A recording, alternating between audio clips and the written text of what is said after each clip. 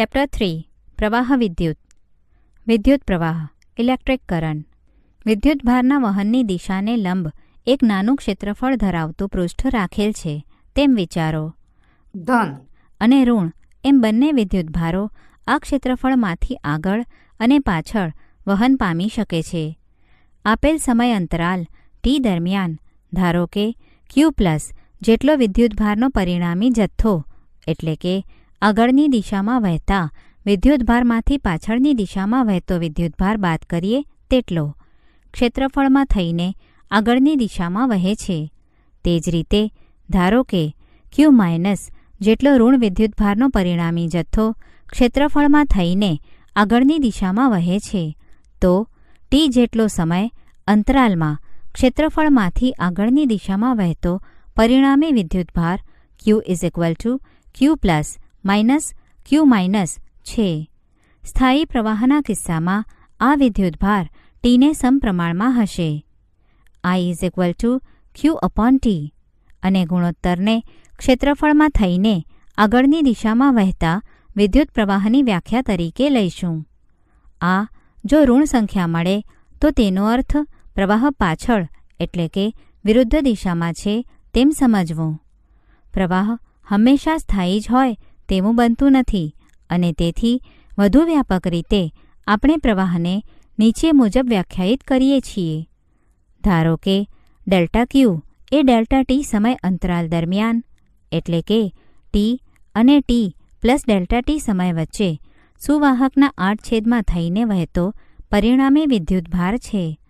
તો t સમયે વાહકના આડછેદમાંથી વહેતા પ્રવાહને ΔTના શૂન્ય તરફના લક્ષ્ય માટે ΔQ અને ΔTના ગુણોત્તરના મૂલ્ય તરીકે વ્યાખ્યાયિત કરાય છે.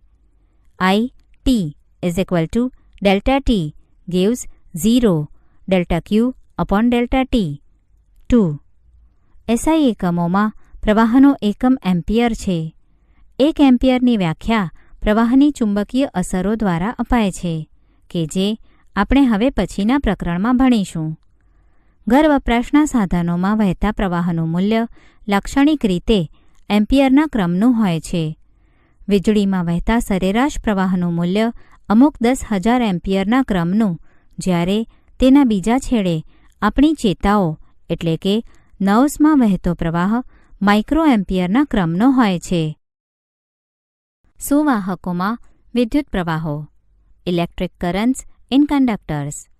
જો વિદ્યુત ક્ષેત્ર લાગુ પાડવામાં આવે તો વિદ્યુતભાર બળ અનુભવે છે.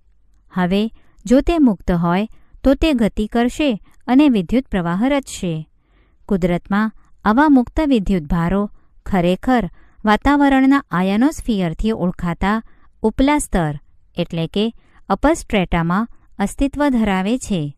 પરંતુ અણુ અને પરમાણુઓમાં ઋણ વિદ્યુતભારિત ઇલેક્ટ્રોન અને ધન વિદ્યુતભારિત ન્યુક્લિયસો એકબીજા સાથે જકડાયેલા હોય છે અને તેથી તેઓ ગતિ કરવા મુક્ત હોતા નથી. સ્થૂળ પદાર્થ મુખ્યત્વે ઘણા અણુઓ એટલે કે મોલેક્યુલ્સના બનેલા હોય છે. દાખલા તરીકે 1 ગ્રામ પાણી લગભગ 1022 જેટલા અણુઓ ધરાવે છે. આ અણુઓ એકબીજા સાથે એટલા ગાઢ રીતે જકડાયેલા હોય છે કે ઇલેક્ટ્રોન જે તે એટલે કે વ્યક્તિગત ન્યુક્લિયસો સાથે જકડાયેલા હોતા નથી.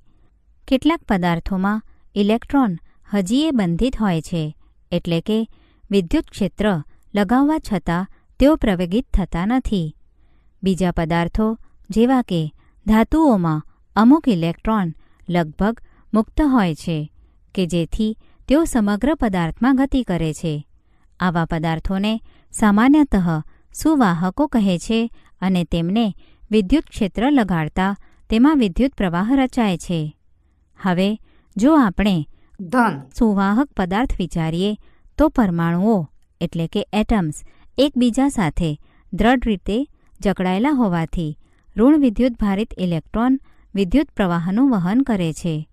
જો કે બીજા વિદ્યુત દ્રાવણ એટલે કે ઇલેક્ટ્રોલિટિક સોલ્યુશન જેવા સુવાહકો પણ છે કે જેમાં ધન અને ઋણ એમ બંને પ્રકારના વિદ્યુતભારો ગતિ કરી શકે છે.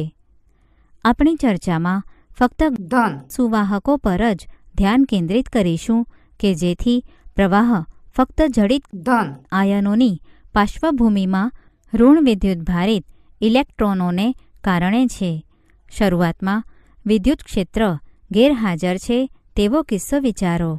તેમની ઉષ્મીય ઊર્જાને કારણે ઇલેક્ટ્રોન ગતિ કરતા હશે અને તે ગતિ દરમિયાન જડિત આયનોની સાથે અથડાતા હશે. આવી આયન સાથેની અથડામણ બાદ ઇલેક્ટ્રોન ફરી પછીના વેગની દિશા અસ્તવ્યસ્ત એટલે કે રેન્ડમ હશે. આપેલ સમયે આવા ઇલેક્ટ્રોનના વેગ માટે કોઈ ચોક્કસ પસંદગીની દિશા નહીં હોય. આમ સરેરાશ રીતે કોઈ ચોક્કસ દિશામાં ગતિ કરતા ઇલેક્ટ્રોનની સંખ્યા તેનાથી વિરુદ્ધ દિશામાં ગતિ કરતા ઇલેક્ટ્રોનની સંખ્યા જેટલી જ હશે.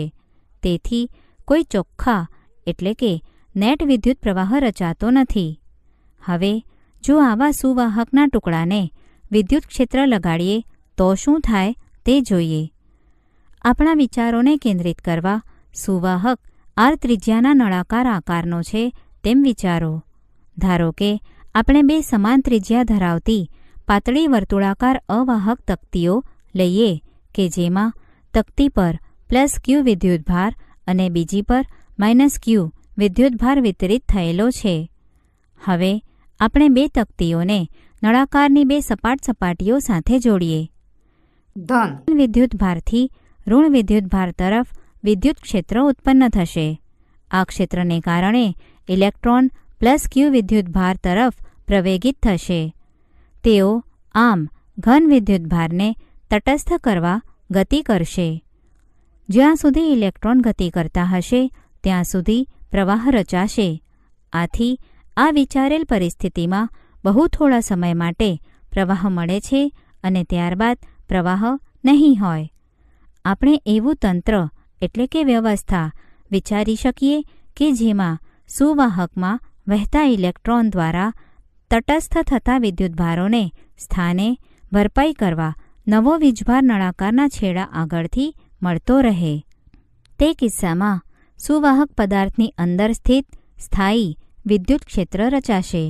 આ સ્થિતિ ટૂંકા સમયગાળા માટેના પ્રવાહને બદલે સતત એટલે કે અવિરત પ્રવાહમાં પરિણમશે. એવી તંત્રક્રિયા એટલે કે કાર્યપ્રણાલી એટલે કે મિકેનિઝમ કે જે સ્થિત વિદ્યુત ક્ષેત્ર જાળવી રાખે તે વિદ્યુત કોષો અને બેટરી છે. ઓમનો નિયમ ઓમ્સ લો. પ્રવાહોના વહન માટેનો મૂળભૂત નિયમ તેના માટે જવાબદાર ભૌતિક ક્રિયાની સમજણ મળી તેનાથી ઘણા પહેલાં G.S. ઓમ દ્વારા ઈસવીસન 1828માં શોધાયો હતો. ધારો કે એક સુવાહકમાંથી I જેટલો વિદ્યુત પ્રવાહ પસાર થાય છે અને સુવાહકના બે છેડા વચ્ચે V જેટલો સ્થિતિમાનનો તફાવત છે. ઓમનો નિયમ સૂચવે છે કે V is directly proportional to I અથવા V is equal to RI 3 જ્યાં સમપ્રમાણતા અચળાંક R ને સુવાહકનો અવરોધ કહે છે. અવરોધનો SI એકમ ઓમ છે અને તે સંજ્ઞા વડે દર્શાવાય છે. અવરોધ R વાહકના ફક્ત દ્રવ્ય પર જ નહીં પરંતુ તેના પરિમાણ પર પણ આધાર રાખે છે. Rનું વાહકના પરિમાણ પરનું અવલંબન એટલે કે ડિપેન્ડન્સ નીચે મુજબ જાણી શકાય છે. સમીકરણ 3ને અનુસરતો સુવાહક કે જેની લંબાઈ L અને આડછેદનું ક્ષેત્રફળ એ ધરાવતા લંબચોરસ ચોસલા સ્વરૂપમાં છે તેમ ધ્યાનમાં લો. એવું વિચારો કે આવા બે સમાન ચોસલાઓ એકબીજાને લગોલગ રાખેલા છે કે જેથી આ સંયોજનની લંબાઈ 2L થાય. આ સંયોજનમાંથી વહેતો પ્રવાહ એ દરેક સ્વતંત્ર ચોસલામાંથી પસાર થતા પ્રવાહ જેટલો જ હશે. હવે જો પ્રથમ ચોસલાના છેડા વચ્ચે સ્થિતિમાનનો તફાવત V હોય તો બીજા ચોસલાના છેડા વચ્ચેનો તફાવત પણ V જેટલો જ થશે. કારણ કે બંને ચોસલા સમાન છે અને તેઓમાંથી વહેતો પ્રવાહ I પણ સમાન છે. સ્પષ્ટ છે કે આ સંયોજનના છેડા વચ્ચેનો સ્થિતિમાનનો તફાવત બે વ્યક્તિગત ચોસલાના સ્થિતિમાનોના સરવાળા બરાબર અને તેથી 2V જેટલો છે. સંયોજનમાંથી વહેતો પ્રવાહ I છે અને સંયોજનનો અવરોધ RC હોય તો સમીકરણ 3 પરથી RC is equal two 2V/I is equal two 2R. 4. કારણ કે V/I is equal to R દરેક ચોસલાનો અવરોધ. આમ સુવાહકની લંબાઈ બમણી કરતાં તેનો અવરોધ પણ બમણો થાય છે. વ્યાપક સ્વરૂપે અવરોધ લંબાઈના સમપ્રમાણમાં છે. R is proportional two L. 5. પછી એવું ધારો કે ચોસલાને તેની લંબાઈને સમાંતર 2 ભાગમાં કાપવામાં આવે છે કે જેથી આ ચોસલાને 2 સમાન L લંબાઈના પણ દરેકના આડછેદનું ક્ષેત્રફળ A/2 હોય તેવા ચોસલાના સંયોજન તરીકે લઈ શકાય. ચોસલાના 2 છેડા વચ્ચે આપેલ વોલ્ટેજ V માટે જો આખાય ચોસલામાંથી વહેતો પ્રવાહ I હોય તો સ્વાભાવિક છે કે આ દરેક અડધા ચોસલામાંથી વહેતો પ્રવાહ I/2 થશે.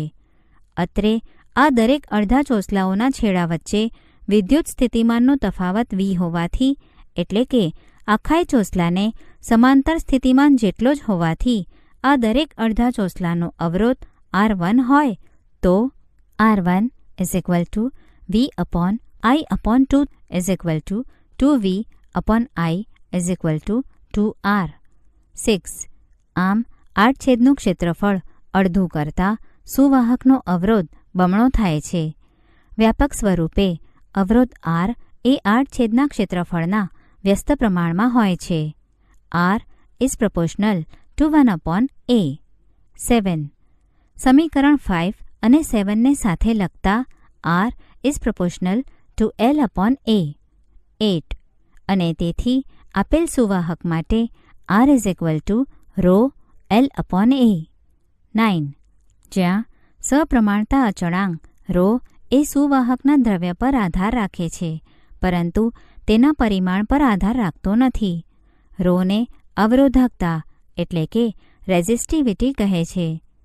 છેલ્લા સમીકરણનો ઉપયોગ કરી ઓહમનો નિયમ લખતા V is equal two I into R is equal two I ρ L/A. 10. એકમ ક્ષેત્રફળ દીઠ પ્રવાહને લંબરૂપે પ્રવાહ I/A ને પ્રવાહ ઘનતા એટલે કે કરંટ ડેન્સિટી કહે છે અને તે જૂલ વડે દર્શાવાય છે. પ્રવાહ ઘનતાનો SI એકમ A/m² છે. વધારામાં જો L લંબાઈના સુવાહકમાં નિયમિત વિદ્યુત ક્ષેત્રનું મૂલ્ય E હોય તો છેડાઓ વચ્ચેના સ્થિતિમાનનો તફાવત V એ EL જેટલો છે. આનો ઉપયોગ કરી છેલ્લું સમીકરણ નીચે મુજબ લખી શકાય. EL is equal two J ρ L અથવા E is equal two J ρ. ઉપરોક્ત E અને Jના માનાંક વચ્ચેનો સંબંધ ખરેખર સદિશ સ્વરૂપમાં લખી શકાય. પ્રવાહ ઘનતા કે જે આપણે પ્રવાહને લંબ એવા એકમ ક્ષેત્રફળમાંથી વહેતા પ્રવાહ તરીકે વ્યાખ્યાયિત કરી છે પણ Eની દિશામાં છે અને તે પણ સદિશ J is equal two JE/E છે. આમ છેલ્લું સમીકરણ નીચે પ્રમાણે લખી શકાય. E is equal two J ρ અથવા J is equal to sigma E. 13. જ્યાં સિગ્મા ઇઝ ઇક્વલ ટુ 1/ρ ને વાહકતા એટલે કે કંડક્ટિવિટી કહે છે. ઓહમનો નિયમ ઘણી વખત સમીકરણ 3 ઉપરાંત સમીકરણ 13ના સમતુલ્ય સ્વરૂપમાં પણ દર્શાવવામાં આવે છે. ઇલેક્ટ્રોનની ડ્રિફ્ટ ગતિ અને અવરોધકતાનું ઉદ્ગમ. Drift of electrons and the origin of resistivity. Electron ભારે અને જડિત આયનો સાથે અથડામણ અનુભવે છે પરંતુ અથડામણ બાદ તેઓ એ જ ઝડપથી પરંતુ અસ્તવ્યસ્ત દિશામાં ગતિ કરે છે. હવે જો આપણે બધા જ ઇલેક્ટ્રોનને ધ્યાનમાં લઈએ તો અસ્તવ્યસ્ત દિશાને કારણે તેમના સરેરાશ વેગ 0 હશે. આમ જો ન્યુટ્રોન જેટલા ઇલેક્ટ્રોન હોય અને તેમાં Iમાં I is equal to 1 2 3 up to neutron ઇલેક્ટ્રોનનો આપેલ સમયે વેગ Vi હોય તો 1/ન્યુટ્રોન summation from I to neutron is equal to 1. Vi is equal to 0 થશે. 14. હવે એવી પરિસ્થિતિનો વિચાર કરો કે જેમાં વિદ્યુત ક્ષેત્ર હાજર હોય. આ ક્ષેત્રને કારણે ઇલેક્ટ્રોન પ્રવેગિત થશે. A = -EE/m 15, જ્યાં -E એ વિદ્યુતભાર અને m એ ઇલેક્ટ્રોનનું દળ છે. ફરીથી t સમયે I માં ઇલેક્ટ્રોનને ધ્યાનમાં લો. આ ઇલેક્ટ્રોનની અગાઉની એટલે કે છેલ્લી અથડામણ t સમય કરતાં પહેલાં ક્યારેક થઈ હશે અને ધારો કે આ અથડામણ બાદ ti જેટલો સમય પસાર થયો છે. જો અગાઉની અથડામણ બાદ તરત જ વેગ vi હોય તો t સમયે તેનો વેગ vi નીચે મુજબ અપાશે. vi = vi plus -EE/m ti 16, કારણ કે તે અગાઉની અથડામણ બાદ ti જેટલા સમયગાળા દરમિયાન સમીકરણ 15 મુજબ પ્રવેગિત થયો હશે. t સમયે ઇલેક્ટ્રોનનો સરેરાશ વેગ એ આ બધા જ VIOની સરેરાશ થશે, પણ VIOની સરેરાશ 0 છે, કારણ કે અથડામણ બાદ તરત જ ઇલેક્ટ્રોનના વેગની દિશા સંપૂર્ણ રીતે અસ્તવ્યસ્ત છે.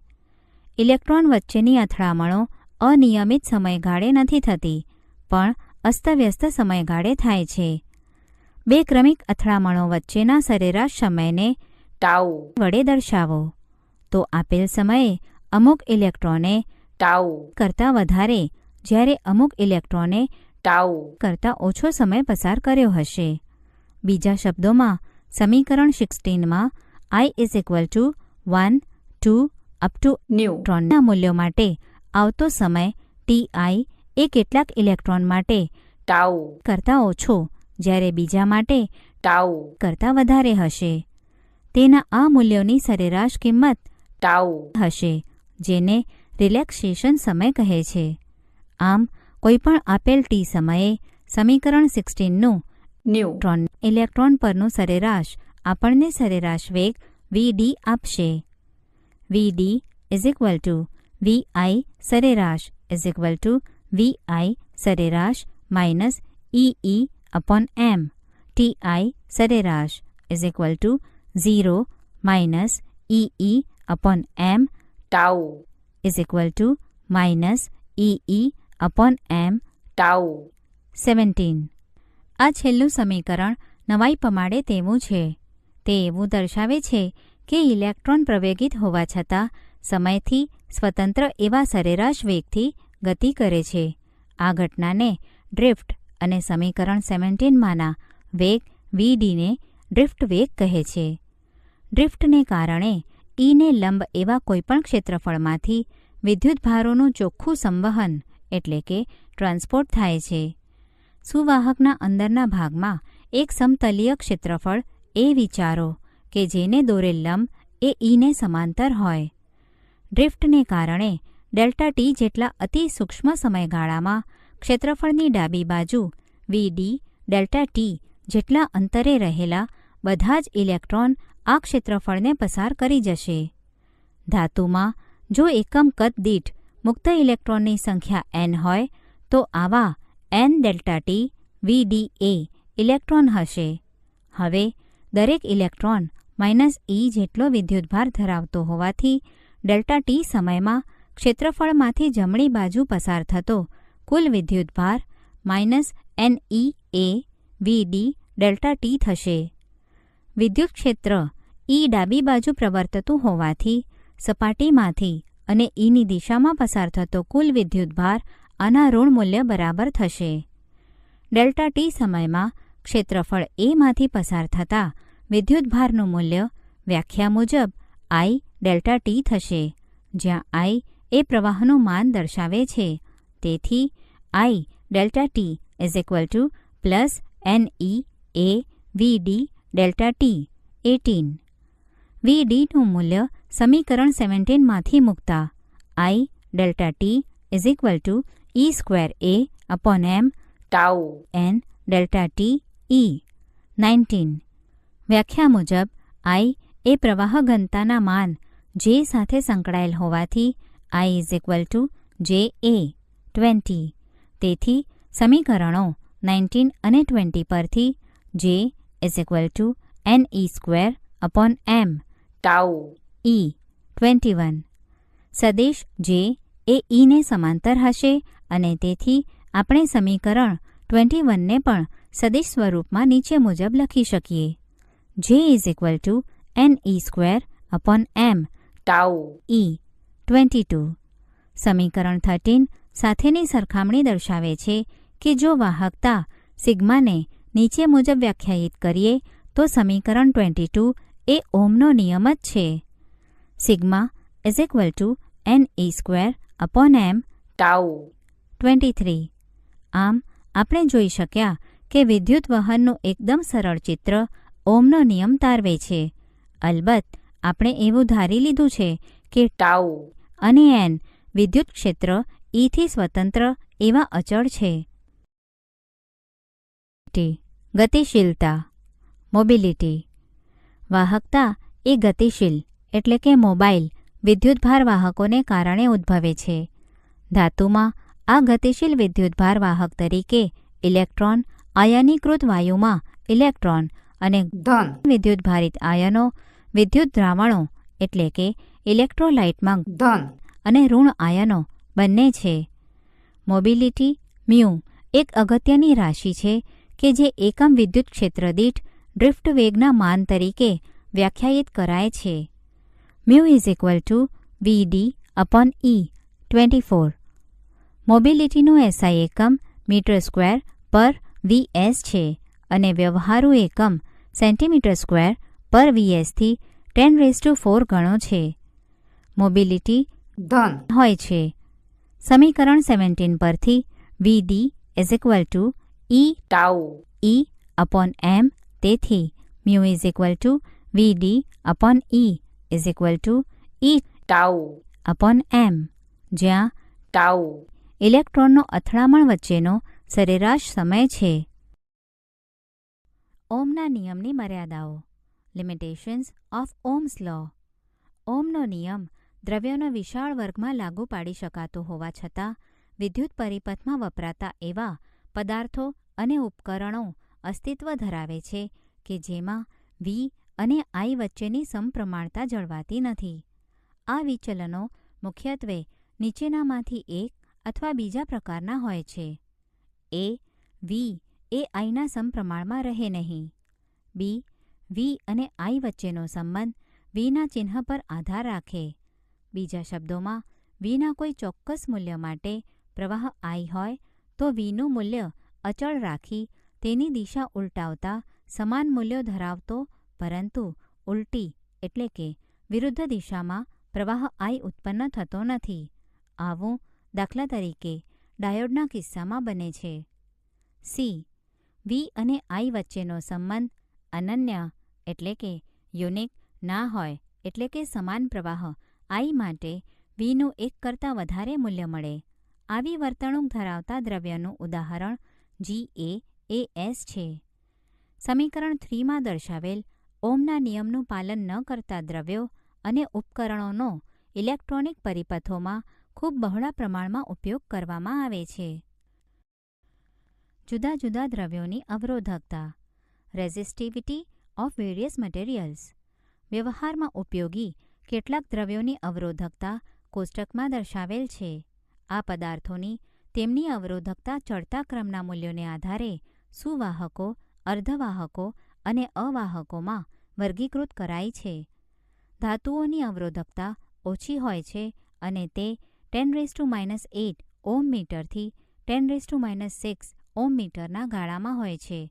આનાથી સામે છેડે સિરામિક્સ, રબર, પ્લાસ્ટિક જેવા અવાહકો છે જેમની અવરોધકતા તાપમાન અને લાક્ષણિક રીતે ઘટતી જતી હોય છે. આ અર્ધવાહકોની અવરોધકતા તેમાં નાના પ્રમાણમાં રહેલ અશુદ્ધિઓની હાજરી પર પણ આધાર રાખે છે.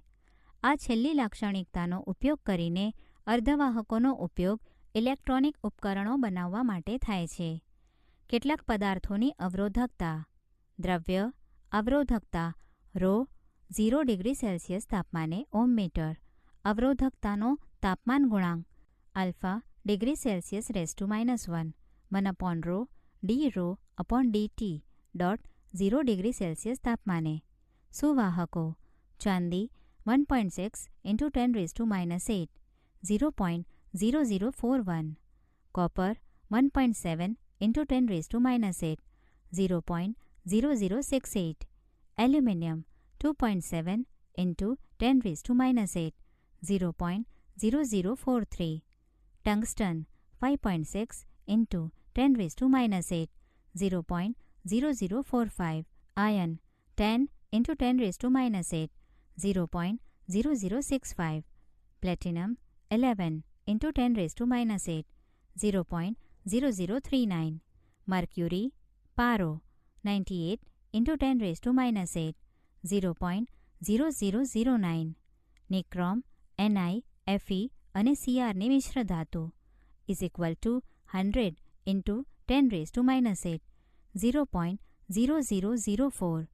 Manganese મિશ્ર ધાતુ 48 into 10 raised to minus 8, 0.002 into 10 raised to minus 3. અર્ધવાહકો carbon graphite 3.5 into 10 raised to minus 5 minus 0.0005. Germanium 0.46 minus 0.05. Silicon 2300 minus 0.07. અવાહકો શુદ્ધ પાણી 2.5 into 10 raised to 5. Glass 10 raised to 10 to 10 raised to 14. કઠણ rubber 10 raised to 13 to 10 raised to 16. NaCl 10 raised to 14. Fused એટલે કે પીગળેલ quartz 10 raised to 16. રોજિંદા જીવનમાં અને પ્રયોગશાળામાં વપરાતા અને વ્યાપારી ધોરણે બનતા અવરોધો મુખ્યત્વે બે પ્રકારના હોય છે. બંધિત તાર અવરોધકો એટલે કે વાયર બાઉન્ડ રેઝિસ્ટર્સ અને કાર્બન અવરોધકો એટલે કે કાર્બન રેઝિસ્ટર્સ. તાર વીંટાળેલ અવરોધો મેંગેનીન, કોન્સ્ટન્ટ, નિક્રોમ અને તેમના જેવી મિશ્ર ધાતુઓના તારને બાંધીને બનાવવામાં આવે છે. આવા પદાર્થોની પસંદગી મુખ્યત્વે તેમની અવરોધકતા તાપમાન પ્રત્યેની એટલે કે બીજાની સરખામણીમાં અસંવેદનશીલ એટલે કે ઘણા ઓછા સંવેદનશીલ હોવાને કારણે કરવામાં આવે છે. તેમના અવરોધો 1 ઓહ્મના કેટલાક ભાગથી માંડીને કેટલાક 100 ઓહ્મ જેટલા હોય છે. મોટા ક્રમના મૂલ્યો ધરાવતા અવરોધો મુખ્યત્વે કાર્બનના બનેલા હોય છે. કાર્બન અવરોધો નાના, સસ્તા હોવાને કારણે તેમનો ઇલેક્ટ્રોનિક પરિપથોમાં બહોળા પ્રમાણમાં ઉપયોગ થાય છે.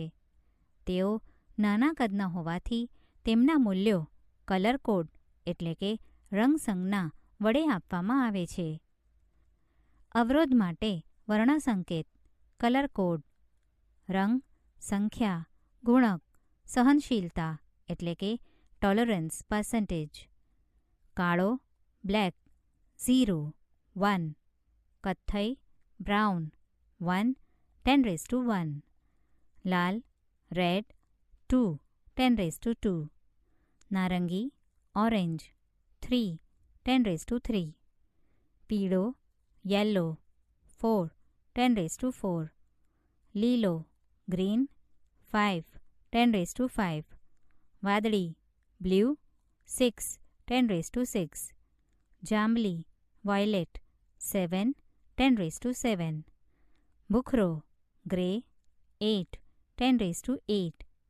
સફેદ white 9, 10 raised to 9. Gold 10 raised to minus 1, 5. Silver 10 raised to minus 2, 10. કોઈ રંગ નહીં નો કલર 20. અવરોધ પર સમઅક્ષીય રંગીન વલયોનો સમૂહ હોય છે જેનું મૂલ્ય એટલે કે અર્થ કોષ્ટકમાં દર્શાવેલ છે. છેડા તરફથી પ્રથમ 2 વલયો ઓહ્મમાં અવરોધના પહેલા 2 સાર્થક એટલે કે સિગ્નિફિકન્ટ અંકો દર્શાવે છે. ત્રીજો પટ્ટો દશાંશ ગુણક ડેસિમલ મલ્ટીપ્લાયર દર્શાવે છે. છેલ્લો પટ્ટો દર્શાવેલ કિંમતમાં ટકામાં ટોલરન્સ અથવા વિચલન દર્શાવે છે. ઘણી વખત આ છેલ્લો પટ્ટો ગેરહાજર હોય છે અને તે 20% ટોલરન્સ છે તેમ દર્શાવે છે. ઉદાહરણ તરીકે 4 રંગો નારંગી, ઓરેન્જ, વાદળી, બ્લુ પીળો, યલો અને ગોલ્ડ હોય તો અવરોધનું મૂલ્ય 36 × 10⁴ ઓહ્મ થશે અને તેનું ટોલરન્સ મૂલ્ય 5% છે. અવરોધકતાનો તાપમાન પરનો આધાર. Temperature dependence of resistivity. દ્રવ્યની અવરોધકતા તાપમાન ઉપર આધાર રાખે છે. જુદા જુદા દ્રવ્યો તાપમાન ઉપર સમાન રીતે આધાર રાખતા નથી. બહુ મોટો ના હોય તેવા તાપમાનના મર્યાદિત ગાળા માટે ધાતુ સુવાહકની અવરોધકતા આશરે નીચે મુજબ આપી શકાય. ρT = ρ0 1 + alpha T - T0. 26. જ્યાં ρT એ T તાપમાને અવરોધકતા અને ρ0 એ કોઈ સંદર્ભ તાપમાન T0 એ અવરોધકતા સૂચવે છે. આલ્ફાને અવરોધકતાનો તાપમાન ગુણાંક એટલે કે ટેમ્પરેચર કોએફિશિયન્ટ ઓફ રેઝિસ્ટિવિટી કહે છે અને સમીકરણ 26 પરથી આલ્ફાનું પરિમાણ તાપમાન (-1) છે. ધાતુઓ માટે આલ્ફાનું મૂલ્ય ધન હોય છે અને કેટલીક ધાતુઓ માટે T0 = 0 ડિગ્રી સેલ્સિયસ તાપમાને આલ્ફાનું મૂલ્ય કોષ્ટકમાં આપેલ છે. સમીકરણ 26માં દર્શાવેલ સંબંધ સૂચવે છે કે ρT વિરુદ્ધ Tનો આલેખ સુરેખ હશે. 0 ડિગ્રી સેલ્સિયસ તાપમાન કરતાં ખૂબ નીચા તાપમાને અલબત્ત આ આલેખ સુરેખ કરતાં સારો એવો જુદો પડે છે. આમ સમીકરણ 26નો ઉપયોગ એ કોઈ સંદર્ભ તાપમાન T0ની આસપાસ જ્યાં આલેખ લગભગ સુરેખ લઈ શકાય ત્યાં Tના મર્યાદિત ગાળા માટે કરી શકાય. નિક્રોમ કે જે નિકલ, આયર્ન અને ક્રોમિયમની મિશ્ર ધાતુ છે, જેવા કેટલાક દ્રવ્યોની અવરોધકતા તાપમાન પર ખૂબ જ નિર્બળ રીતે આધાર રાખે છે. મેંગેનીન અને કોન્સ્ટનનને પણ આવા ગુણધર્મો છે.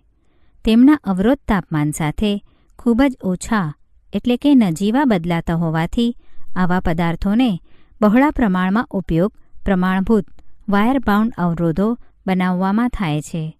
ધાતુઓથી વિપરીત અર્ધવાહકોની અવરોધકતા તાપમાનના વધારા સાથે ઘટતી જાય છે.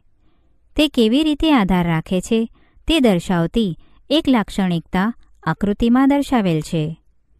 સમીકરણ 23ની મદદથી આપણે ગુણાત્મક રીતે અવરોધકતા તાપમાન સાથે કેવી રીતે આધાર રાખે છે તે સમજી શકીએ. આ સમીકરણ પરથી દ્રવ્યની અવરોધકતા નીચેના સૂત્ર વડે આપી શકાય.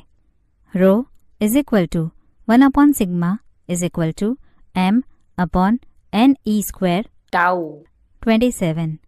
આમ ρ એ એકમ કદ દીઠ રહેલ મુક્ત ઇલેક્ટ્રોનની સંખ્યા n અને બે સંઘાત વચ્ચેના સરેરાશ સમય ટાઉ એમ બંનેના વ્યસ્ત પ્રમાણમાં ચલે છે.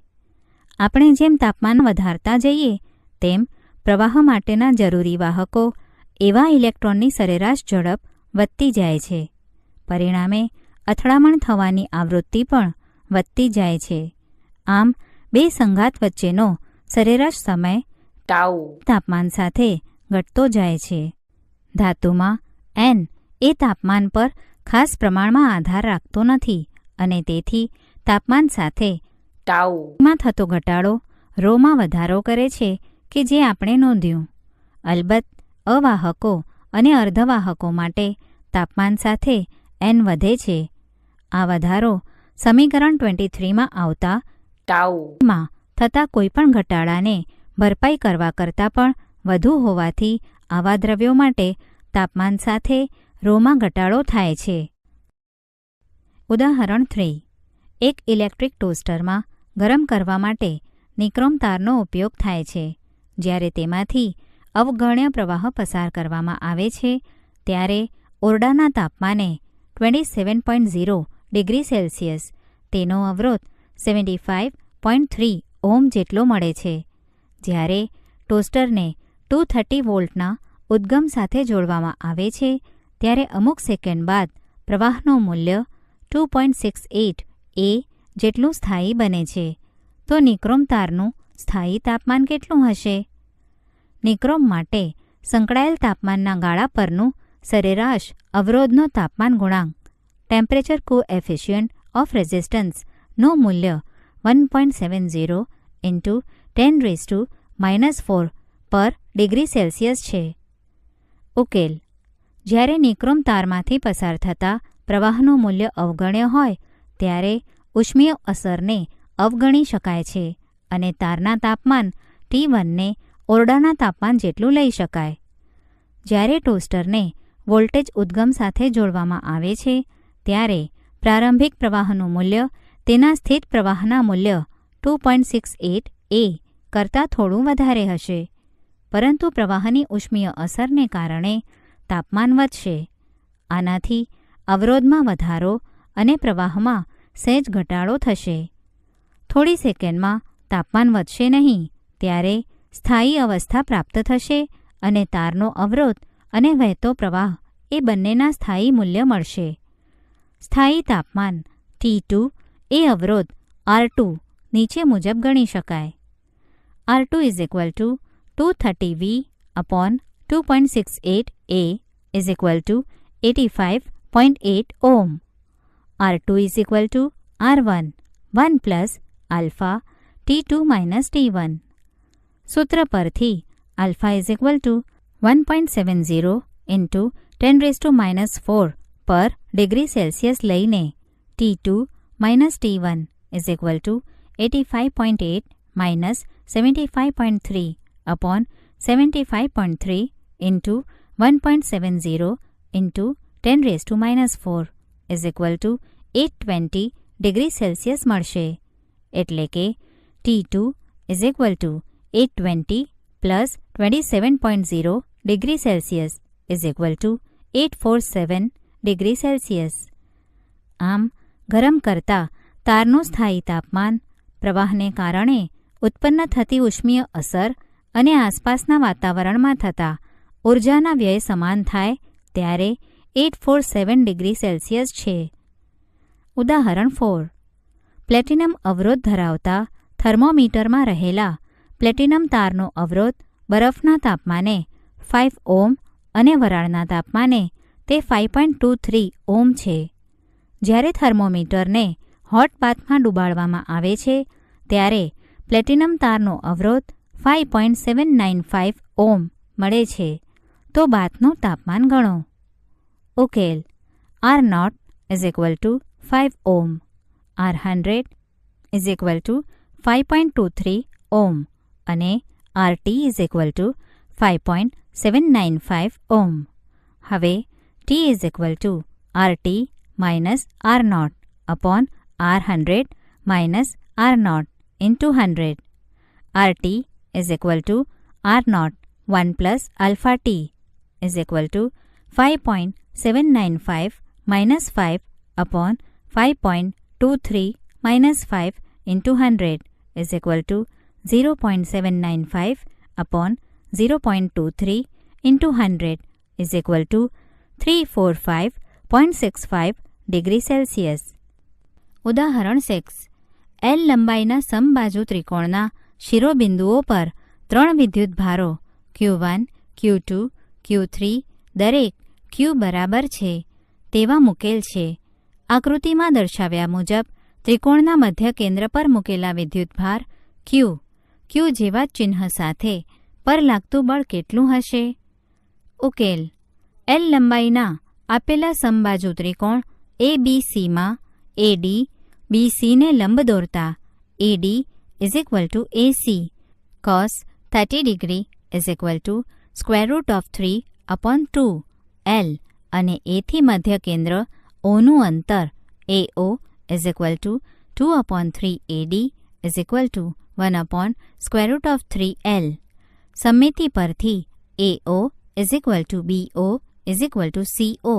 આમ A પરના વિદ્યુતભાર Q વડે Q પર બળ F1 = 3/4πε0 Q/L² AO દિશામાં. B પરના વિદ્યુતભાર Q વડે Q પરનું બળ F2 = 3/4πε0 Q/L² BO દિશામાં. સી પરના વિદ્યુતભાર ક્યુ વડે ક્યુ પરનું બળ F3 = 3/4πε0 QQ L2 CO દિશામાં. F2 અને F3 બળોનું પરિણામી બળ = 3/4πε0 QQ/L2 OA દિશામાં છે. સમાંતર બાજુ ચતુષ્કોણના નિયમ મુજબ આથી ક્યુ પરનું કુલ બળ = 3/4πε0 QQ/L2 r = 0, જ્યાં r એ OA દિશામાંનો એકમ સદિશ છે. સમમિતિ પરથી પણ એ સ્પષ્ટ છે કે ત્રણેય બળોનો સરવાળો 0 થશે. ધારો કે પરિણામી બળ 0 નથી પણ કોઈક દિશામાં છે. O બિંદુની આસપાસ તંત્રને 60 ડિગ્રીનું ભ્રમણ આપતા શું થાત તે વિચારો. ઉદાહરણ 7. આકૃતિમાં દર્શાવ્યા મુજબ Q અને -Q વિદ્યુતભારોને સમબાજુ ત્રિકોણના શિરોબિંદુઓ પર મૂકવામાં આવે છે.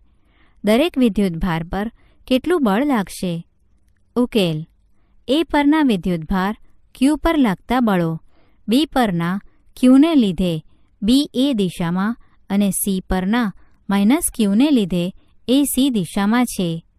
A પરના વિદ્યુતભાર Q પર લાગતું કુલ બળ F1 સમાંતર બાજુ ચતુષ્કોણના નિયમ મુજબ F1 = FR1 પરથી મળે છે, જ્યાં R1 એ BC દિશામાંનો એકમ સદિશ છે. અહીં વિદ્યુતભારોની દરેક જોડ માટે આકર્ષણ કે અપાકર્ષણ બળનું માન એક સમાન F = Q²/4πε0 L2 છે. B આગળના વિદ્યુતભાર Q પર લાગતું કુલ બળ F2 = FR2 છે, જ્યાં R2 એ AC દિશામાંનો એકમ સદિશ છે. તેવી જ રીતે C પરના -Q વિદ્યુતભાર પર લાગતું કુલ બળ F3 = √3FN જ્યાં N એ એંગલ BCA ના દ્વિભાજક પરનો એકમ સદિશ છે. એ જોવું રસપ્રદ છે કે ત્રણ વિદ્યુતભારો પરના બળોનો કુલ સરવાળો 0 છે, એટલે કે F1 + F2 + F3 = 0. પરિણામ જરાય આશ્ચર્યજનક નથી. તે એ હકીકત પરથી સમજાય છે કે કુલમ્બનો નિયમ ન્યૂટનના ત્રીજા નિયમ સાથે સુસંગત છે. વિદ્યુત ઉર્જા અને પાવર કાર્યત્વરા ઇલેક્ટ્રિકલ એનર્જી પાવર. A અને B અંત્ય બિંદુઓ ધરાવતા સુવાહકને ધ્યાનમાં લો કે જેમાં A થી B તરફ I જેટલો પ્રવાહ વહે છે. A અને B આગળ વિદ્યુત સ્થિતિમાનને અનુક્રમે VA અને VB વડે દર્શાવાય છે. હવે પ્રવાહી A થી B તરફ વહેતો હોવાથી VA > VB થશે અને AB છેડા વચ્ચે સ્થિતિમાનનો તફાવત V = VA - VB > 0 છે. ∆T જેટલા સમયગાળામાં A થી B તરફ ∆Q = I ∆T જેટલો વિદ્યુતભાર ગતિ કરે છે. વ્યાખ્યા મુજબ A આગળ વિદ્યુતભારની સ્થિતિ ઉર્જા Q VA હતી અને તે જ રીતે B આગળ તે Q VB છે. આમ સ્થિતિ ઉર્જામાં ફેરફાર ∆U પોટેન્શિયલ. ∆U પોટેન્શિયલ = અંતિમ સ્થિતિ ઉર્જા માઇનસ પ્રારંભિક સ્થિતિ ઉર્જા ∆Q VB - VA −∆QV -I V ∆T <0. 28. જો વિદ્યુતભારોએ સુવાહકમાં અથડામણ વગર ગતિ કરી હોય તો તેની ગતિ ઉર્જા પણ બદલાઈ હોત અને તેથી તેમની કુલ ઉર્જા અચળ રહી હોત. કુલ ઉર્જાના સંરક્ષણના નિયમ મુજબ ∆K - ∆U પોટેન્શિયલ. 29. મળત એટલે કે ∆K = IV ∆T > 0. 30. આમ જો વિદ્યુત ક્ષેત્રની અસર હેઠળ સુવાહકમાં વિદ્યુતભારો મુક્ત રીતે ગતિ કરતા હોત તો તે કિસ્સામાં તેમની ગતિ દરમિયાન ગતિ ઉર્જામાં વધારો થયો હોત. પરંતુ આપણે અગાઉ જોયું કે સરેરાશ રીતે વિદ્યુતવાહકો પ્રવેગિત ગતિ કરતા નથી, પરંતુ અચળ ડ્રિફ્ટ વેગથી ગતિ કરે છે. આમ થવા પાછળનું કારણ એ છે કે તેમની મુસાફરી દરમિયાન તેઓ આયનો અને પરમાણુઓ સાથે અથડામણ અનુભવે છે. અથડામણો દરમિયાન વિદ્યુતભારે મેળવેલ ઊર્જા પરમાણુઓ સાથે વહેંચે છે. પરમાણુઓ એકદમ જોશથી દોલન કરે છે, એટલે કે સુવાહક ગરમ થાય છે. આમ વાસ્તવિક સુવાહકમાં ડેલ્ટા ટી સમયગાળામાં ઉષ્મા ઊર્જા તરીકે વ્યય થતી ઊર્જા delta W = IV delta T 31. એકમ સમયમાં વ્યય પામતી ઊર્જા એટલે જ ખર્ચાતો પાવર એટલે કે કાર્યત્વરા P = ΔW/ΔT અને તેથી P = IV મળે. 32. ઓહ્મના નિયમ V = IR ની મદદથી P = I²R V²/R. 33. ને R અવરોધ ધરાવતા અને I જેટલો પ્રવાહ ધરાવતા સુવાહકમાં ઊર્જા વ્યય એટલે કે પાવર લોસ ઓહમિક વ્યય કહે છે. એ નોંધો કે આ એ પાવર એટલે કે કાર્યત્વરા છે કે જે દાખલા તરીકે વિદ્યુત બલ્બના ગૂંચળાને પ્રકાશિત થાય તેટલું ઉષ્માથી ગરમ કરે છે, જે ઉષ્મા અને પ્રકાશનું ઉત્સર્જન કરે છે. આ પાવર આવે છે ક્યાંથી? આપણે અગાઉ જેમ કારણ આપ્યું તેમ સુવાહકમાં સ્થાયી પ્રવાહ માટે બાહ્ય ઉદ્ગમની જરૂર પડે છે. સ્પષ્ટપણે આ ઉદ્ગમ જ આ પાવર પૂરો પાડે છે. વિદ્યુતકોષ સાથે દર્શાવેલ એક સરળ પરિપથમાં વિદ્યુતકોષની રાસાયણિક ઊર્જા જ્યાં સુધી આપી શકે ત્યાં સુધી પાવર પૂરો પાડે છે. પાવર માટેના સમીકરણો 32 અને 33નો એક અગત્યનો ઉપયોગ પાવર પ્રસારણ એટલે કે ટ્રાન્સમિશનમાં થાય છે. વિદ્યુત પાવર એ પાવર સ્ટેશનમાંથી ઘર અને ફેક્ટરીઓમાં પ્રસારણ તાર એટલે કે કેબલ્સ દ્વારા પ્રસારિત થાય છે, જે કેટલાક 100 માઇલ દૂર હોય છે. સ્વાભાવિક છે કે આપણને પાવર સ્ટેશનથી ઘરોમાં અને ફેક્ટરીઓમાં લઈ જતા પ્રસારણ તાર એટલે કે કેબલ્સમાં થતા પાવર વ્યય લઘુત્તમ કરવામાં રસ હોય.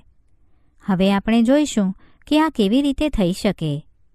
એક ઉપકરણ R ધ્યાનમાં લો કે જેને RC અવરોધ ધરાવતા પ્રસારણ તાર એટલે કે કેબલ્સથી P જેટલો પાવર પહોંચાડવાનો છે કે જે અંતે વિખેરિત એટલે કે ખર્ચાવાનો છે.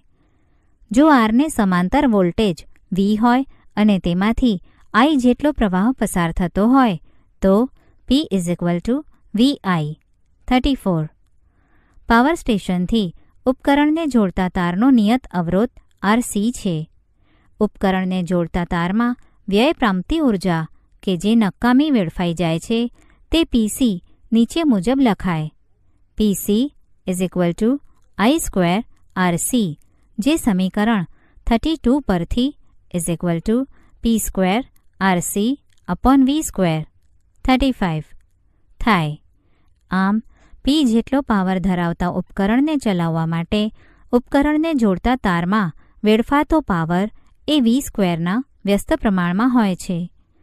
પાવર સ્ટેશનથી પ્રસારણ તાર એટલે કે કેબલ્સની લંબાઈ કેટલાક 100 માઇલ હોવાથી તેમનો અવરોધ RC અવગણ્ય નહીં તેવો હોય. તેથી PCને ઘટાડવા માટે આ તાર એટલે કે કેબલમાં ખૂબ જ ઊંચા વોલ્ટેજે V પ્રવાહ વહે છે અને આ કારણથી પ્રસારણ તાર એટલે કે ટ્રાન્સમિશન લાઇન્સ ઉપર ઊંચા વોલ્ટેજના ખતરાનું ચિહ્ન રાખવામાં આવે છે. આવું સામાન્ય રીતે ગીચ વસ્તી ધરાવતા વિસ્તારથી દૂર જતા જોવા મળે છે. આટલા ઊંચા વોલ્ટેજે મળતી વિદ્યુતનો ઉપયોગ કરવામાં સલામતી નથી અને તેથી તેના બીજા છેડા આગળ ટ્રાન્સફોર્મર નામનું એક ઉપકરણ કે જે વોલ્ટેજને ઘટાડી જરૂરિયાત જેટલા પ્રમાણમાં લાવે છે તેનો ઉપયોગ કરવામાં આવે છે. અવરોધકોનું સંયોજન, શ્રેણી અને સમાંતર. Combination of resistors, series and parallel. એક જ અવરોધ R કે જેના બે છેડા વચ્ચે સ્થિતિમાનનો તફાવત V હોય તો તેમાંથી પસાર થતો પ્રવાહ ઓહ્મના નિયમ I=V/Rની મદદથી આપી શકાય છે. ઘણી વખત અવરોધો એકબીજા સાથે જોડેલા હોય છે અને આવા સંયોજનોનો સમતુલ્ય અવરોધ શોધવા માટે ઘણા સરળ નિયમો છે. બે અવરોધોના અંત્યબિંદુઓમાંથી એક જ જોડેલું હોય છે તો બે અવરોધો એકબીજાને શ્રેણીમાં છે તેમ કહેવાય. હવે જો ત્રીજો અવરોધ આ બેના શ્રેણી જોડાણ સાથે શ્રેણીમાં જોડવામાં આવે તો આ ત્રણેય શ્રેણીમાં જોડાયેલા છે તેમ કહેવાય. સ્પષ્ટ છે કે આપણે આ વ્યાખ્યા કોઈપણ સંખ્યાના અવરોધથી બનેલા શ્રેણી સંયોજન માટે લાગુ પાડી શકીએ. હવે જો બધા જ અવરોધોના એક છેડો એકબીજા સાથે અને તે જ રીતે બીજા છેડાઓ પણ એકબીજા સાથે જોડેલા હોય તો બે કે તેથી વધારે અવરોધો સમાંતરમાં છે તેમ કહેવાય. શ્રેણીમાં જોડેલા બે અવરોધો R1 અને R2ને ધ્યાનમાં લો. જેટલો વિદ્યુતભાર R1માંથી બહાર નીકળે તેટલો જ વિદ્યુતભાર R2માં દાખલ થશે. પ્રવાહ વિદ્યુતભારના વહનનો દર માપતો હોવાથી બંને અવરોધ R1 અને R2માંથી સમાન પ્રવાહ I પસાર થશે. ઓહ્મના નિયમ પરથી R1ને સમાંતર સ્થિતિમાનનો તફાવત V1 IR1 અને R2ને સમાંતર સ્થિતિમાનનો તફાવત V2 IR2 થશે. આ સંયોજનના છેડા વચ્ચે સ્થિતિમાનનો તફાવત V એ V1 V2 જેટલો થશે. તેથી V1 V2 IR1 R2. 36. આ એવું છે કે જાણે સંયોજનને સમતુલ્ય અવરોધ R ઇક્વિવેલન્ટ હોય કે જ્યાં ઓહ્મના નિયમ પરથી R equivalent V/I R1 R2. 37. જો આપણે ત્રણ અવરોધો શ્રેણીમાં લીધા હોત તો આ જ રીતે V IR1 IR2 IR3 IR1 R2 R3 38 થાત. સ્વાભાવિક રીતે જ આને કોઈપણ સંખ્યા nના અવરોધો R1 R2 Rn માટે વિસ્તારી શકાય. સમતુલ્ય અવરોધ R ઇક્વિવેલન્ટ નીચે મુજબ લખાશે. R equivalent R1 R2 Rn. 39. હવે સમાંતરમાં જોડેલા બે અવરોધોને ધ્યાનમાં લો. એની ડાબી બાજુથી દાખલ થતો વિદ્યુતભાર અંશતઃ R1માંથી અને અંશતઃ R2માંથી પસાર થાય છે. આકૃતિમાં દર્શાવ્યા મુજબ વહેતા પ્રવાહો I1 અને I2 એ દર્શાવેલ બિંદુઓ આગળ વિદ્યુતભાર વહનનો દર સૂચવે છે. તેથી I1 I2 40. R1ને ઓહ્મનો નિયમ લાગુ પાડી A અને B વચ્ચે સ્થિતિમાનનો તફાવત V I1 R1 41. R2ને ઓહ્મનો નિયમ લગાડતા V I2 R2 42. I1 I2 V/R1 V/R2 V/R1 1/R2. 43. જો સંયોજનના સ્થાને સમતુલ્ય અવરોધ R ઇક્વિવેલન્ટ મૂકવામાં આવે તો ઓહ્મના નિયમ મુજબ I V/R ઇક્વિવેલન્ટ. 44. તેથી 1/R ઇક્વિવેલન્ટ 1/R1 1/R2. આપણે સહેલાઈથી જોઈ શકીએ છીએ કે આ કેવી રીતે સમાંતરમાં લગાવેલા ત્રણ અવરોધો માટે લખી શકાય. ઉપર મુજબ જ I1 I2 I3. 46. અને R1 R2 અને R3ને ઓહ્મનો નિયમ લગાવતા V I1 R1 V I2 R2 V I3 R3. તેથી I1 I2 I3 V/R1 1/R2 1/R3. 48. જો આ સંયોજનોને બદલે તેને સમતુલ્ય અવરોધ R ઇક્વિવેલન્ટ લઈએ કે જેથી કરીને I is equal to V upon R equivalent થાય 49. તો 1 upon R equivalent is equal to 1 upon R1 plus 1 upon R2 plus 1 upon R3 50. ગમે તેટલી સંખ્યાના સમાંતર અવરોધો માટે આ સમીકરણ લાગુ પાડી શકાય. n અવરોધ R1, R2 up to Rn ને સમતુલ્ય અવરોધ 1 upon R equivalent is equal to 1 upon R1 plus 1 upon R2 plus up to 1 upon Rn 51. આવા સમતુલ્ય અવરોધો માટેના સૂત્રોની મદદથી જટિલ પરિપથમાં વહેતા પ્રવાહ અને વોલ્ટેજ શોધી શકાય છે. ઉદાહરણ તરીકે દર્શાવેલ પરિપથ ધ્યાનમાં લો કે જેમાં 3 અવરોધો R1, R2 અને R3 આવેલા છે. અત્રે R2 અને R3 એ સમાંતરમાં હોવાથી B અને C વચ્ચે સ્થાને સમતુલ્ય અવરોધથી R ઇક્વિવેલન્ટ 2, 3 મૂકતા 1 upon R equivalent 2, 3 is equal to 1 upon R2 plus 1 upon R3 અથવા R equivalent 2, 3 is equal two R2, R3 upon R2 plus R3 52. હવે પરિપથમાં R1 અને R ઇક્વિવેલન્ટ 2, 3 શ્રેણીમાં છે અને તેથી તેમના સંયોજનને સ્થાને સમતુલ્ય અવરોધ R ઇક્વિવેલન્ટ 1, 2, 3 મૂકી શકાય. R equivalent 1, 2, 3 is equal to R equivalent 2, 3 plus R1 53.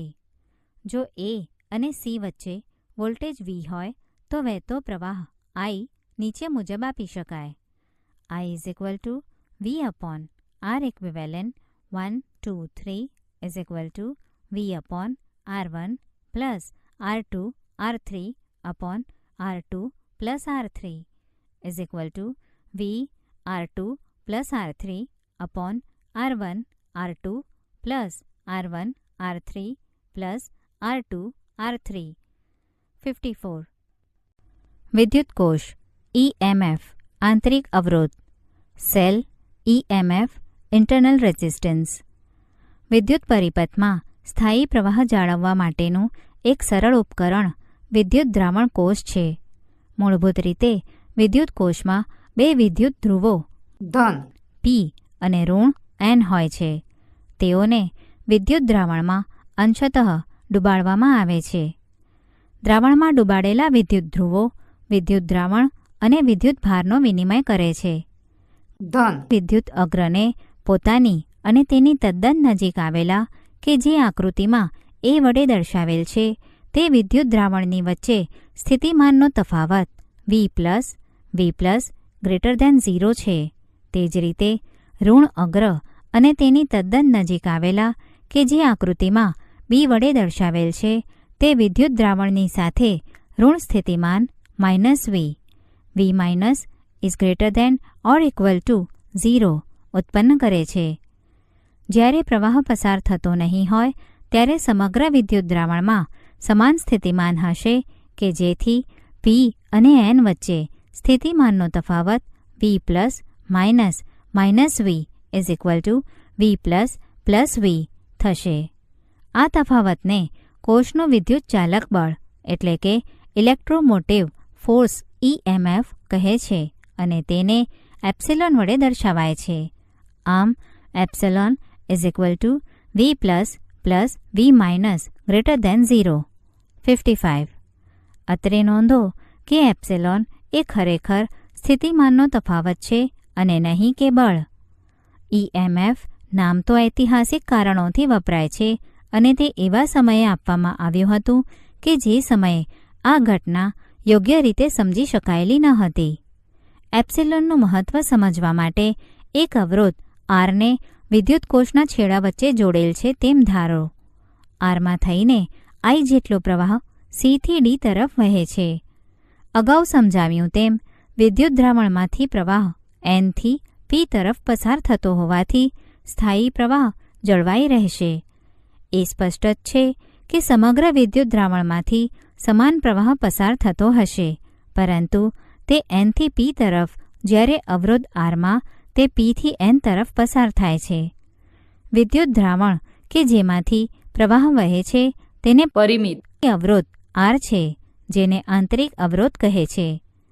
પ્રથમ એવી સ્થિતિ વિચારો કે R અનંત છે, તેથી I V/R 0 થશે, જ્યાં V એ P અને N વચ્ચેનો સ્થિતિમાનનો તફાવત છે.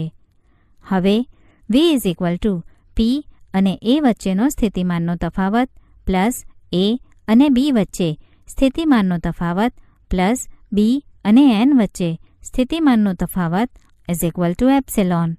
56. આમ એપ્સિલોન એ ખુલ્લા પરિપથ એટલે કે ઓપન સર્કિટ એટલે કે જ્યારે કોષમાંથી પ્રવાહ પસાર થતો ના હોય તે સ્થિતિ માટે ધન અને ઋણ વિદ્યુત અગ્રો વચ્ચેનો સ્થિતિમાનનો તફાવત છે. હવે જો R પરિમિત હોય તો I શૂન્ય નથી. આ કિસ્સામાં P અને N વચ્ચે સ્થિતિમાનનો તફાવત V plus V minus IR epsilon minus IR. A અને B વચ્ચે સ્થિતિમાનના તફાવત IRના પદમાં ઋણ ચિહ્ન નોંધો. આવું થવા પાછળનું કારણ એ છે કે વિદ્યુત દ્રાવણમાં પ્રવાહ I B થી A તરફ વહે છે. વ્યવહારુ ગણતરીઓમાં જ્યારે પરિપથમાં પ્રવાહ I એવો હોય કે જેથી epsilon is very much greater than IR થાય ત્યારે કોષનો આંતરિક અવરોધોનું વાસ્તવિક મૂલ્ય જુદા જુદા કોષ માટે જુદું જુદું હોય છે. અલબત્ત સૂકા કોષ એટલે કે ડ્રાય સેલનો આંતરિક અવરોધ સામાન્ય વિદ્યુત દ્રાવણ કોષોની સરખામણીમાં ઘણો વધારે હોય છે. આપણે જોઈ શકીએ છીએ કે Rના છેડા વચ્ચે સ્થિતિમાનનો તફાવત V હોવાથી ઓહ્મના નિયમની મદદથી V IR. 58. સમીકરણો 57 અને 58 પરથી અથવા I epsilon upon R plus R. 59.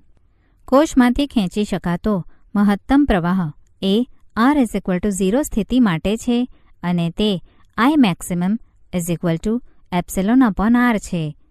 પરંતુ મોટાભાગના કોષોમાં મહત્તમ માન્ય એટલે કે અલાઉડ પ્રવાહનું મૂલ્ય કોષને કાયમી નુકસાનથી બચાવવા માટે ઘણું નાનું રાખવામાં આવે છે. ઉદાહરણ 5. આકૃતિમાં દર્શાવ્યા મુજબ 1 ઓહ્મનો આંતરિક અવરોધ ધરાવતી 16 વોલ્ટની બેટરી સાથે અવરોધોનું એક નેટવર્ક જોડેલ છે. A. નેટવર્કનો સમતુલ્ય અવરોધ ગણો. B. દરેક અવરોધમાંથી વહેતો પ્રવાહ મેળવો. C. VAB, VBC, VCD voltage drop એટલે કે સ્થિતિમાનનો તફાવત ગણો. ઉકેલ. A. આપેલ નેટવર્ક એ અવરોધોના સમાંતર અને શ્રેણી જોડાણોનું સંયોજન છે. પ્રથમ 2 4 ઓહ્મના અવરોધો સમાંતરમાં હોવાથી તેમને સમતુલ્ય અવરોધ 4 × 4 અપોન 4 + 4 ઓહ્મ 2 ઓહ્મ થશે. તે જ રીતે 12 ઓહ્મ અને 6 ઓહ્મ અવરોધો પણ સમાંતરમાં હોવાથી તેમને સમતુલ્ય અવરોધ 12 × 6 અપોન 12 + 6 ઓહ્મ 4 ઓહ્મ થશે.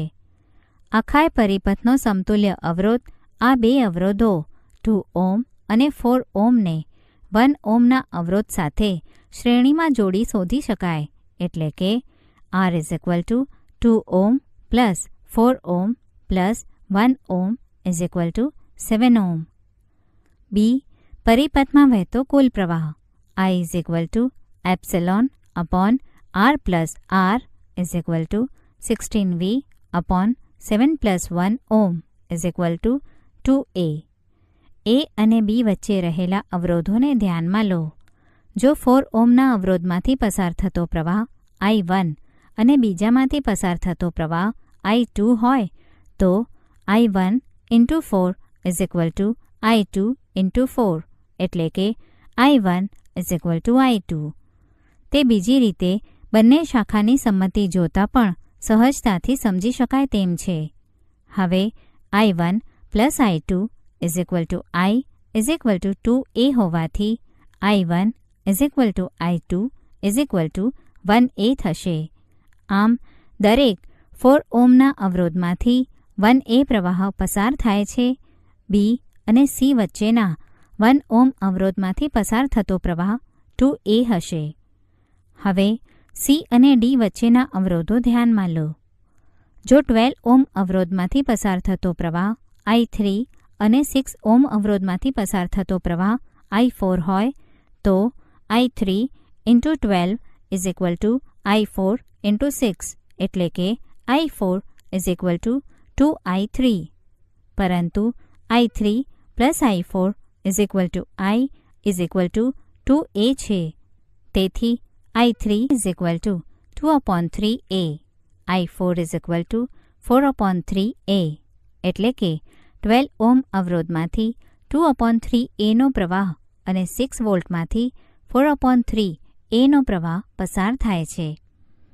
સી ABને સમાંતર voltage drop VAB I1 × 4 1A × 4V 4V. આ A અને Bની વચ્ચે પસાર થતા કુલ પ્રવાહને A અને Bની વચ્ચેના સમતુલ્ય અવરોધ વડે ગુણીને પણ મેળવી શકાય.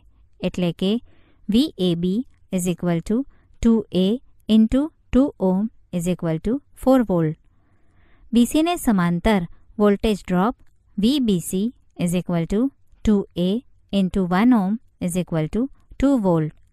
અંતે CDને સમાંતર voltage drop VCD 12 watt × I3 12 watt × 2/3A 8V. આને વૈકલ્પિક રીતે C અને D વચ્ચે કુલ પ્રવાહનો C અને D વચ્ચેના સમતુલ્ય અવરોધ વડે ગુણીને પણ મેળવી શકાય. એટલે કે VCD 2A × 4 ઓહ્મ 8V. અત્રે એ નોંધો કે A અને Dની વચ્ચે કુલ voltage drop 4V + 2V + 8V 14V છે. આમ બેટરીનો ટર્મિનલ વોલ્ટેજ 14V થશે જ્યારે તેનું EMF 16V છે. આ વોલ્ટેજનો વ્યય 2V એ બેટરીના 1 ઓહ્મ આંતરિક અવરોધને કારણે છે. 2A × 1 ohm 2V. ઉદાહરણ 8.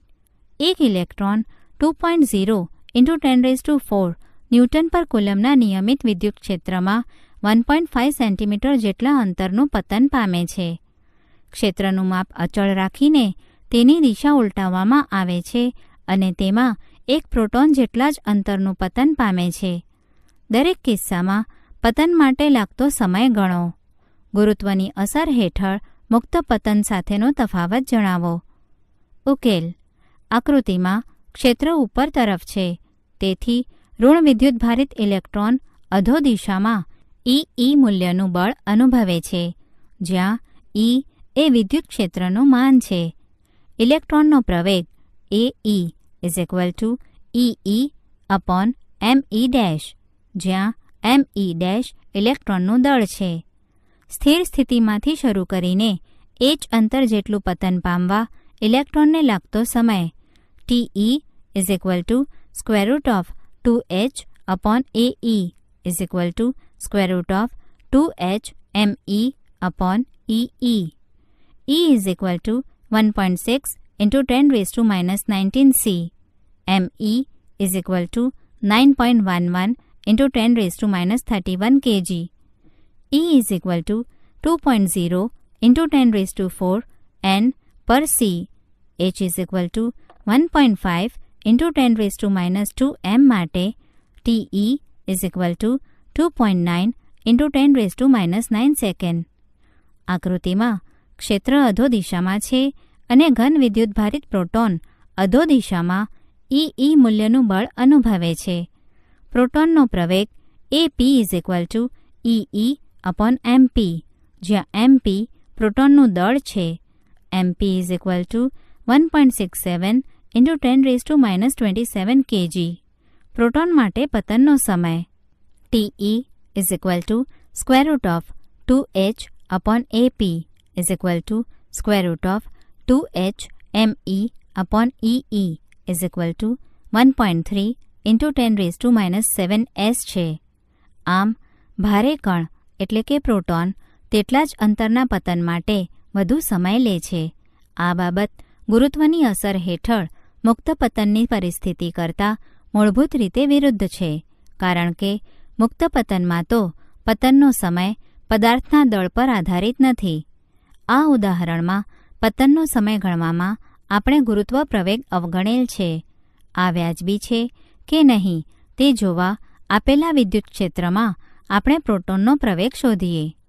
AP =EE/mp = 1.6 × 10⁻⁹ c 2.0 × 10⁴n per c upon 1.67 × 10⁻27 kg = 1.9 × 1012 મીટર/સેકન્ડ², જે ગુરુત્વ પ્રવેગ gના મૂલ્ય 9.8 મીટર/સેકન્ડ²ની સરખામણીએ પ્રચંડ છે. ઇલેક્ટ્રોનનો પ્રવેગ તો આથીએ ઘણો વધુ છે. આમ આ ઉદાહરણ ગુરુત્વની અસર અવગણી શકાય છે. ઉદાહરણ 9. 10⁻8c અને -10⁻8c મૂલ્યના બે બિંદુવત વિદ્યુતભારો અનુક્રમે Q1 અને Q2 એકબીજાથી 0.1 m અંતરે મૂકેલા છે. આકૃતિમાં દર્શાવેલ A, B અને C બિંદુઓએ વિદ્યુત ક્ષેત્ર ગણો. ઉકેલ. A આગળ ઘન વિદ્યુતભાર Q1ને લીધે વિદ્યુત ક્ષેત્ર સદિશ E1A જમણી તરફની દિશામાં છે અને તેનું માન E1A = 9 × 10⁹ ન્યૂટન મીટર² પર કુલમ² × 10⁻8 કુલમ upon 0.05 મીટર² = 3.6 × 10⁴ ન્યૂટન પર કુલમ. A આગળ ઘન વિદ્યુતભાર Q2ને લીધે વિદ્યુત ક્ષેત્ર સદિશ E2A જમણી તરફની દિશામાં છે અને તેનું માન એટલું જ સમાન છે. આથી A આગળનું કુલ વિદ્યુત ક્ષેત્ર EA = E1A + E2A = 7.2 × 10⁴ ન્યૂટન પર કુલમ છે. EAની દિશા જમણી તરફની છે. A આગળ ઘન વિદ્યુતભાર Q1ને લીધે વિદ્યુત ક્ષેત્ર E1B ડાબી તરફની દિશામાં છે અને તેનું માન E1B = 9 × 10⁹ ન્યૂટન મીટર² પર કુલમ² × 10⁻8 કુલમ upon 0.05 મીટર² = 3.6 × 10⁴ ન્યૂટન પર કુલમ છે. B આગળ ઋણ વિદ્યુતભાર Q2ને લીધે વિદ્યુત ક્ષેત્ર E2B જમણી તરફની દિશામાં છે અને તેનું માન E2B = 9 × 10⁹ ન્યૂટન મીટર² પર કુલમ² × 10⁻8 કુલમ upon 0.15 મીટર² = 4 × 10⁻³ ન્યૂટન પર કુલમ છે. B આગળના કુલ વિદ્યુત ક્ષેત્રનું માન EB = E1B - E2B = 3.2 × 10⁴ ન્યૂટન પર કુલમ છે. EB ડાબી તરફની દિશામાં છે. C આગળ Q1 અને Q2 દરેકને લીધે ઉદ્ભવતા વિદ્યુત ક્ષેત્રનું માન E1C = E2C = 9 × 10⁹ ન્યૂટન મીટર² પર કુલમ² × 10⁻8 કુલમ upon 0.10 મીટર² = 9 × 10⁵ ન્યૂટન પર કુલમ છે. આ બંને સદિશો જે દિશાઓમાં છે તે દર્શાવેલ છે.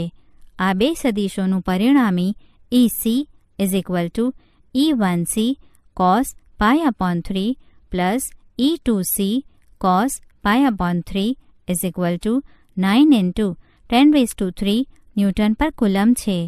EC જમણી તરફની દિશામાં છે. કોષોના શ્રેણી અને સમાંતર જોડાણ. Cells in series and in parallel. અવરોધની જેમ કોષોનું પણ પરિપથમાં સંયોજન કરી શકાય છે અને અવરોધોની જેમ પરિપથમાં પ્રવાહો અને વોલ્ટેજોની ગણતરી કરવા કોષોના સંયોજનના સ્થાને સમતુલ્ય કોષ મૂકી શકાય છે. પ્રથમ બે કોષોને શ્રેણીમાં છે તેમ વિચારો, જ્યાં બંને કોષોના કોઈ એક છેડા એકબીજા સાથે જોડેલા છે, જ્યારે બંને કોષોના બીજા છેડાઓ મુક્ત રાખેલ છે. ε1 અને ε2 એ કોષોના અનુક્રમે EMF અને R1 અને R2 તેમના આંતરિક અવરોધો છે. ધારો કે આકૃતિમાં દર્શાવેલ બિંદુઓ A, B અને C આગળના સ્થિતિમાનો VA, VB, VC છે.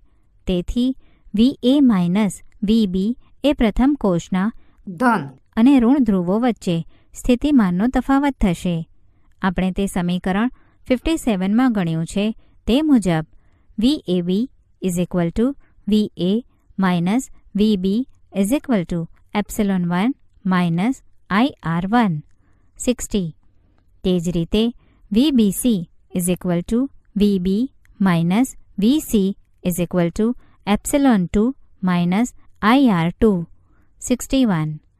તેથી સંયોજનના A અને C ધ્રુવો વચ્ચે સ્થિતિમાનનો તફાવત VAC VA VC VA VB VB VC ε1 ε2 IR1 R2 62.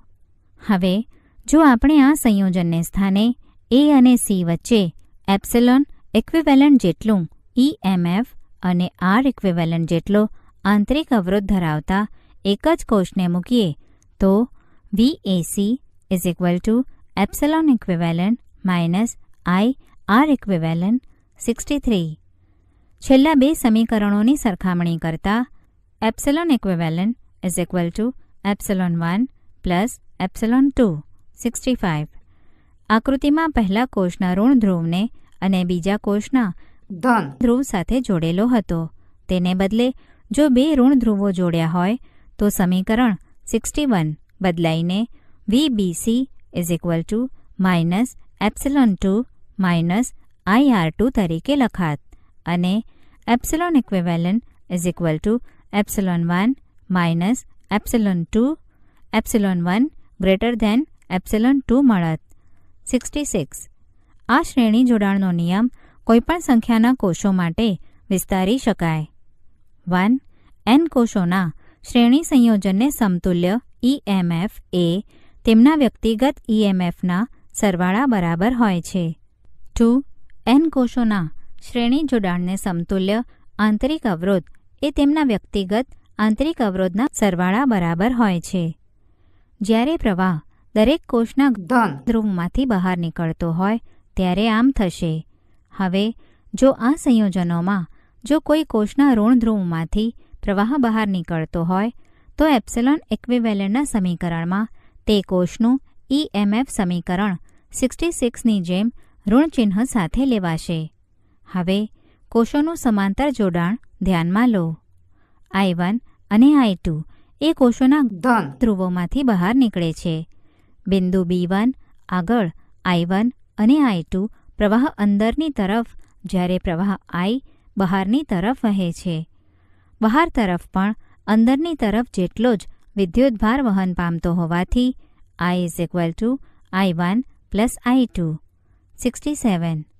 ધારો કે VB1 અને VB2 એ અનુક્રમે B1 અને B2 આગળ સ્થિતિમાન છે, તો પ્રથમ કોષને ધ્યાનમાં લેતા તેના છેડાઓ વચ્ચે સ્થિતિમાનનો તફાવત VB1 VB2 છે. તેથી સમીકરણ 57 પરથી V VB1 VB2 ε1 I1 R1. 68. બિંદુઓ B1 અને B2 આ જ રીતે બીજા કોષને પણ જોડેલા છે. તેથી બીજા કોષને ધ્યાનમાં લેતા પણ આપણને V VB1 VB2 ε2 I2 R2. 69. છેલ્લા ત્રણ સમીકરણો પરથી I I1 I2 ε1 V R1 +ε2 V R2 epsilon one upon R1 plus epsilon two upon R2 minus V1 upon R1 plus 1 upon R2 70.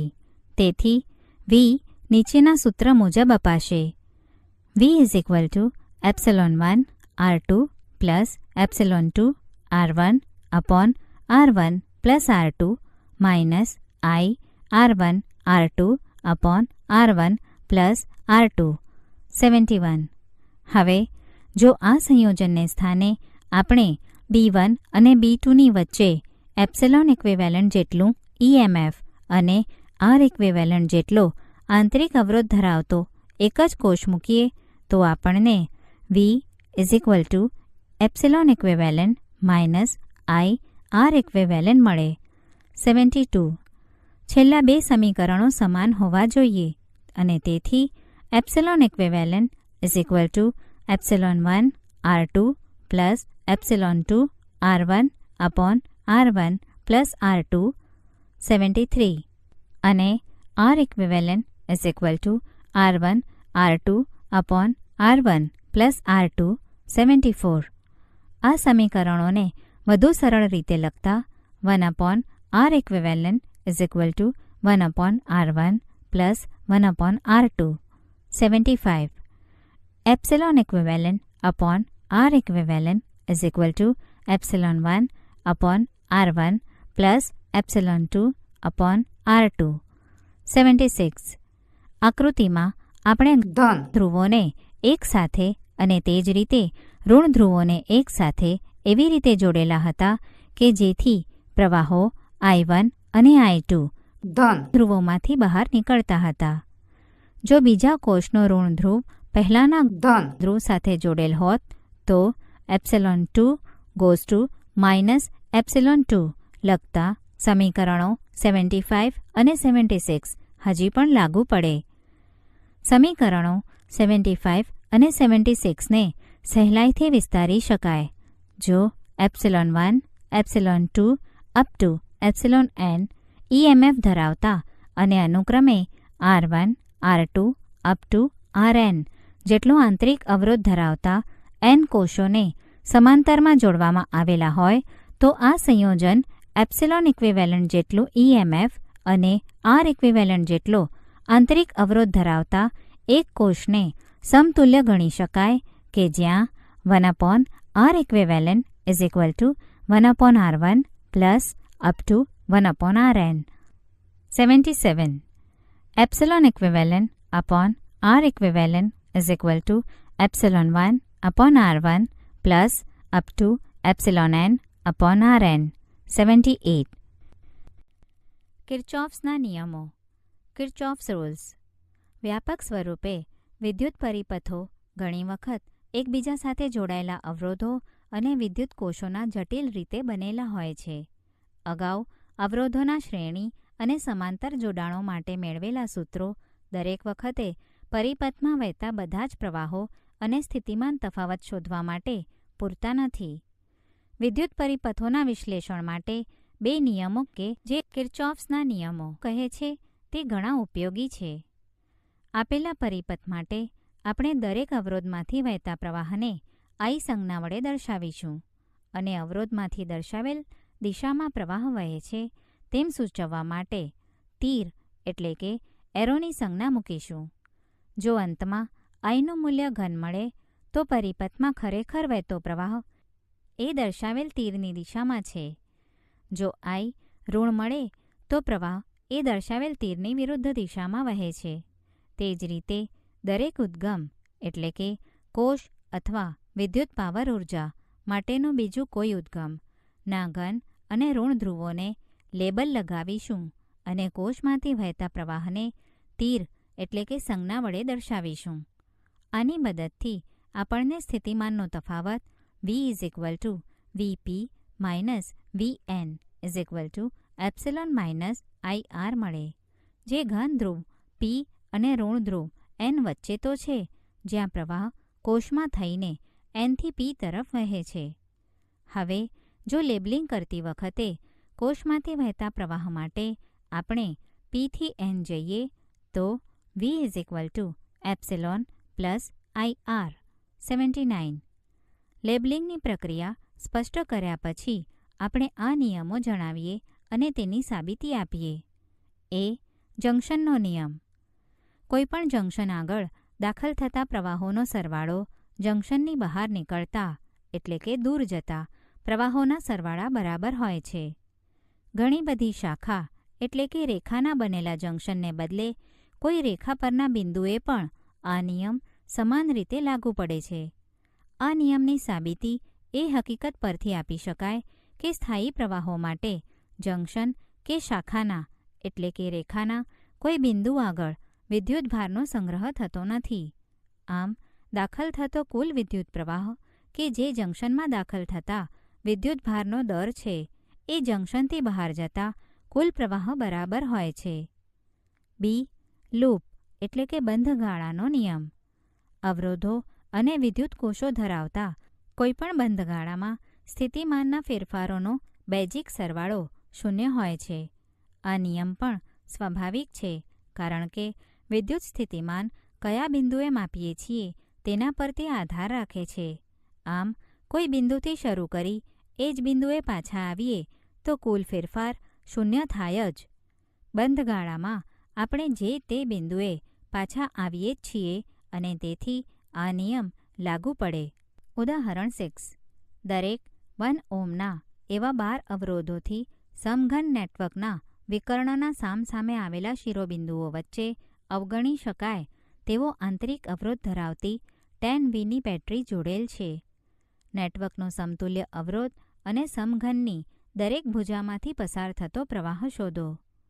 ઉકેલ.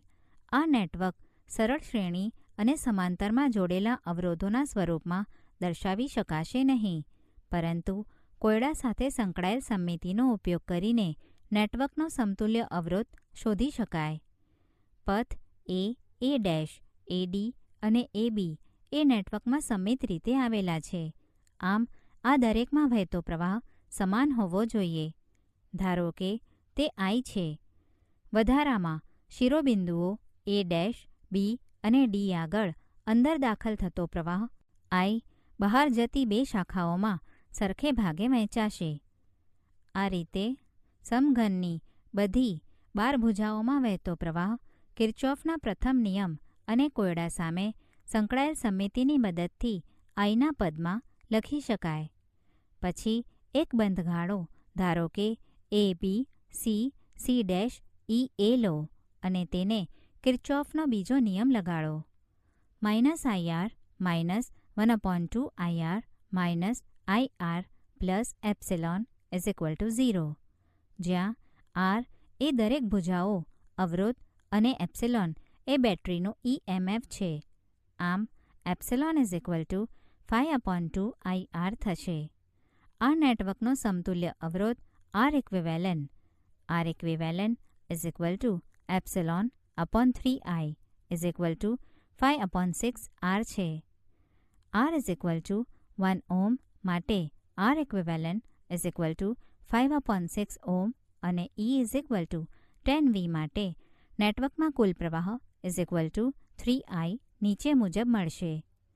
3I = 10V/5/6 ઓહ્મ = 12A એટલે કે I = 4A.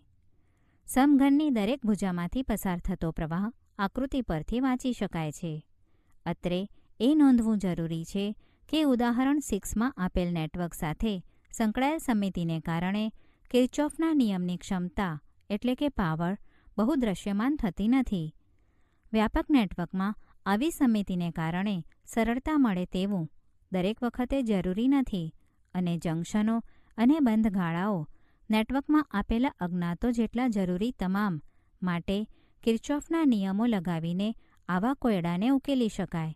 આ હકીકત ઉદાહરણ 7માં દર્શાવેલ છે. ઉદાહરણ 7. આકૃતિમાં દર્શાવેલ નેટવર્કમાં શાખામાંથી વહેતો પ્રવાહ શોધો. ઉકેલ. નેટવર્કની દરેક શાખાને અજ્ઞાત પ્રવાહ વડે દર્શાવીશું, જે કિર્ચોફના નિયમોની મદદથી શોધવાનો છે. અજ્ઞાતોની સંખ્યા ઓછી કરવા પહેલેથી જ કિર્ચોફનો પ્રથમ નિયમ દરેક જંકશન આગળ લગાડી દરેક શાખામાંથી વહેતો અજ્ઞાત પ્રવાહ શોધી શકાય. આમ કરવાથી આપણને 3 અજ્ઞાતો I1, I2 અને I3 મળશે કે જે 3 જુદા જુદા બંધ ગાળાઓ માટે કિર્ચોફનો બીજો નિયમ લગાવી શોધી શકાય. બંધ ગાળા ADCA માટે કિર્ચોફનો બીજો નિયમ લગાવતા 10 - 4 I1 - I2 plus 2 I2 plus I3 minus I1 minus I1 is equal to 0 એટલે કે 7 I1 minus 6 I2 minus 2 I3 is equal two 10. 80A ABCA બંધ ગાળા માટે 10 - 4 I2 minus 2 I2 plus I3 minus I1 is equal to 0 એટલે કે I1 plus 6 I2 plus 2 I3 is equal two 10. 80B બંધ ગાળા BCDEB માટે 5 - 2 I2 plus I3 minus 2 I2 plus I3 minus I1 is equal to 0 એટલે કે 2 I1 minus 4 I2 minus 4 I3 is equal two -5. 80C સમીકરણો 80 ABC 3 અજ્ઞાતો ધરાવતા સમકાલીન સમીકરણો છે. તેઓને પ્રચલિત રીતે ઉકેલી શકાય. તે પરથી I1 is equal two 2.5A, I2 is equal two 5/8A, I3 is equal to 1 7/8A મળે. નેટવર્ક જુદી જુદી શાખામાંથી વહેતો પ્રવાહ AB is to 5/8A, CA is to 2 1/2A, DEB is to 1 7/8A, AD is to 1 7/8A, CD is to 0A, BC is to 2 1/2A. એવું સહેલાઈથી ચકાસી શકાય છે કે કિર્ચોફનો બીજો નિયમ બીજા બંધગાળાઓને લાગુ પાડતા વધારાના કોઈ સ્વતંત્ર સમીકરણ મળશે નહીં. એટલે કે ઉપરોક્ત દર્શાવેલ પ્રવાહોના મૂલ્યો કિર્ચોફનો બીજો નિયમ નેટવર્કના કોઈપણ બંધગાળા માટે સંતોષે છે. દાખલા તરીકે બંધગાળા BADEB માટે કુલ voltage drop 5V plus 5/8 × 4V minus 5/8 × 4V જે 0 છે કે જે કિર્ચોફના બીજા નિયમની જરૂરિયાત છે. વિટસ્ટોન બ્રિજ કિર્ચોફના નિયમનો ઉપયોગ દર્શાવવા માટે દર્શાવેલ પરિપથ જેને વિટસ્ટોન બ્રિજ કહે છે તે ધ્યાનમાં લો. આ બ્રિજને 4 અવરોધો R1, R2, R3 અને R4 છે. વિકર્ણના સામસામે આવેલા 2 બિંદુઓની જોડ વચ્ચે ઉદ્ગમ જોડવામાં આવે છે. આ એટલે કે ACને બેટરી ભુજા એટલે કે બેટરી આર્મ કહે છે. બીજા 2 શિરોબિંદુઓ B અને D વચ્ચે ગેલ્વેનોમીટર G જોડવામાં આવે છે. આ રેખા કે જે આકૃતિમાં BD તરીકે દર્શાવેલ છે તેને ગેલ્વેનોમીટર ભુજ એટલે કે ગેલ્વેનોમીટર આર્મ કહે છે. સરળતા ખાતર આપણે ધારીએ કે કોષનો આંતરિક અવરોધ 0 છે. સામાન્ય રીતે બધા જ અવરોધોમાંથી પ્રવાહ વહે છે. ઉપરાંત ગેલ્વેનોમીટર Gમાંથી IG પ્રવાહ વહેતો હોય છે. અવરોધો એવા હોય છે કે જેથી IG ઇઝ ઇક્વલ ટુ 0 થાય. તેવો સમતુલિત બ્રિજનો કિસ્સો વિશેષ રસપ્રદ છે. આપણે સહેલાઈથી આવી સમતોલન એટલે કે બેલેન્સ્ડ સ્થિતિ પ્રાપ્ત કરી શકીએ કે જેમાં Gમાંથી વહેતો પ્રવાહ 0 થાય. આ કિસ્સામાં કિર્ચોફનો જંકશનનો નિયમ જંકશનો D અને Bને લગાડતા આપણને I1 is equal two I3 અને I2 is equal two I4 સંબંધ મળશે. પછી કિર્ચોફનો ગાળાનો નિયમ બંધગાળાઓ ADBA અને CBDC ને લાગુ પાડતા પ્રથમ ગાળા માટે -I1 R1 plus 0 plus I2 R2 is equal to 0, IG is equal to 0, 81 અને I3 is equal two I1 અને I4 ઇઝ ઇક્વલ ટુ I2નો ઉપયોગ કરતા બીજા ગાળા માટે I2 R4 plus 0 minus I1 R3 is equal to 0 મળે છે. 82.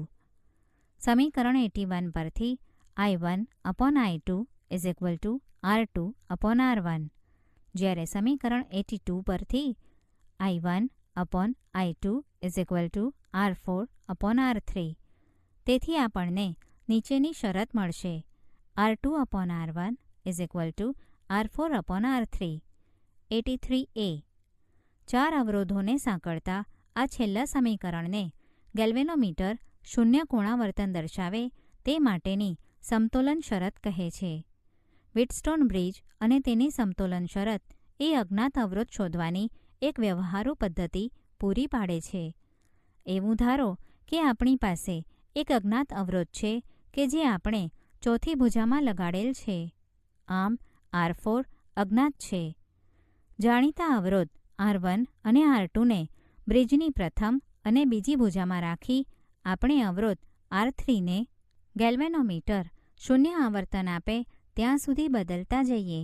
પછી જ્યારે બ્રિજ સમતોલન સ્થિતિમાં આવે ત્યારે સમતોલન શરત પરથી અજ્ઞાત અવરોધ R4 નીચે મુજબ ગણી શકાય: R4 is equal two R3 R2 upon R1. 83B. આ સિદ્ધાંતનો ઉપયોગ કરી બનાવેલ વ્યવહારુ ઉપકરણ મીટર બ્રિજ કહેવાય છે. ઉદાહરણ 8. વ્હીટસ્ટોન બ્રિજની 4 ભુજાઓને નીચે મુજબના અવરોધો છે: AB is equal two 100 ohm, BC is equal two 10 ohm, CD is equal two 5 ohm અને DA is equal two 60 ohm. 15 ohm અવરોધ ધરાવતું ગેલ્વેનોમીટર BD વચ્ચે જોડેલ છે, જ્યારે ACને સમાંતર સ્થિતિમાનનો તફાવત 10V જેટલો જાળવી રાખવામાં આવે ત્યારે ગેલ્વેનોમીટરમાંથી વહેતો પ્રવાહ ગણો. ઉકેલ: બંધગાળો BA-DB ધ્યાનમાં લો. 100I1 plus 15IG minus 60I2 is equal to 0 અથવા 20I1 plus 3IG minus 12I2 is equal to 0. 84A. બંધગાળો BCDB ધ્યાનમાં લો.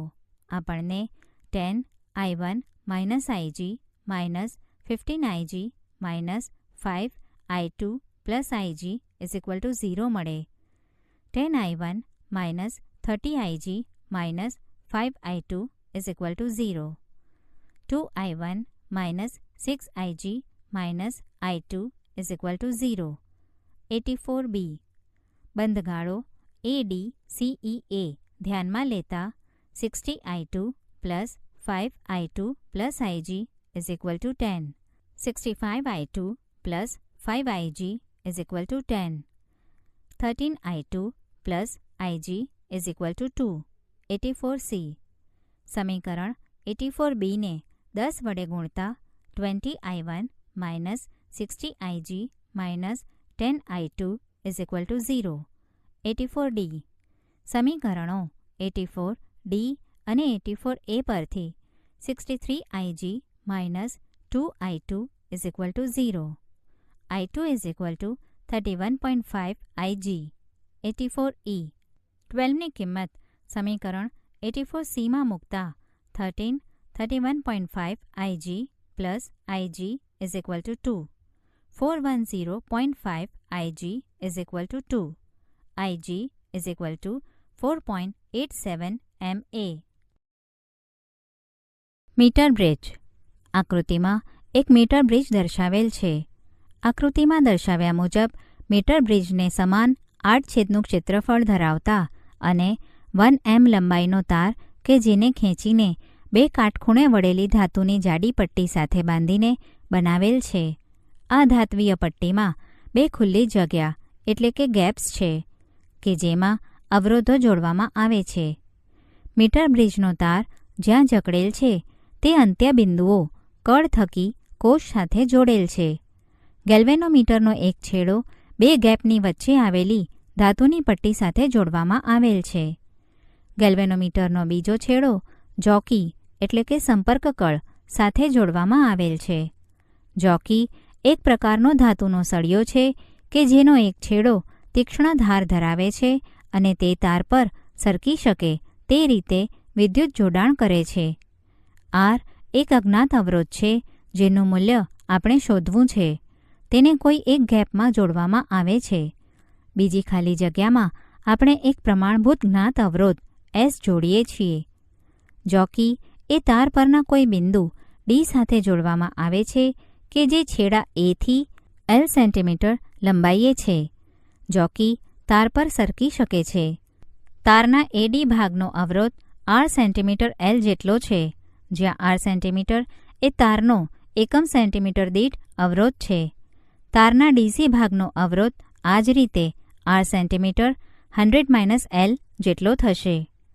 4 ભુજાઓ AB, BC, DA અને CD R, S, R centimetre L અને R સેન્ટીમીટર 100 - L અવરોધો ધરાવતી સ્વાભાવિક છે કે એક વિથસ્ટોન બ્રિજ બનાવે છે કે જેમાં AC બેટરી ભુજ અને BD ગેલ્વેનોમીટર ભુજ થશે.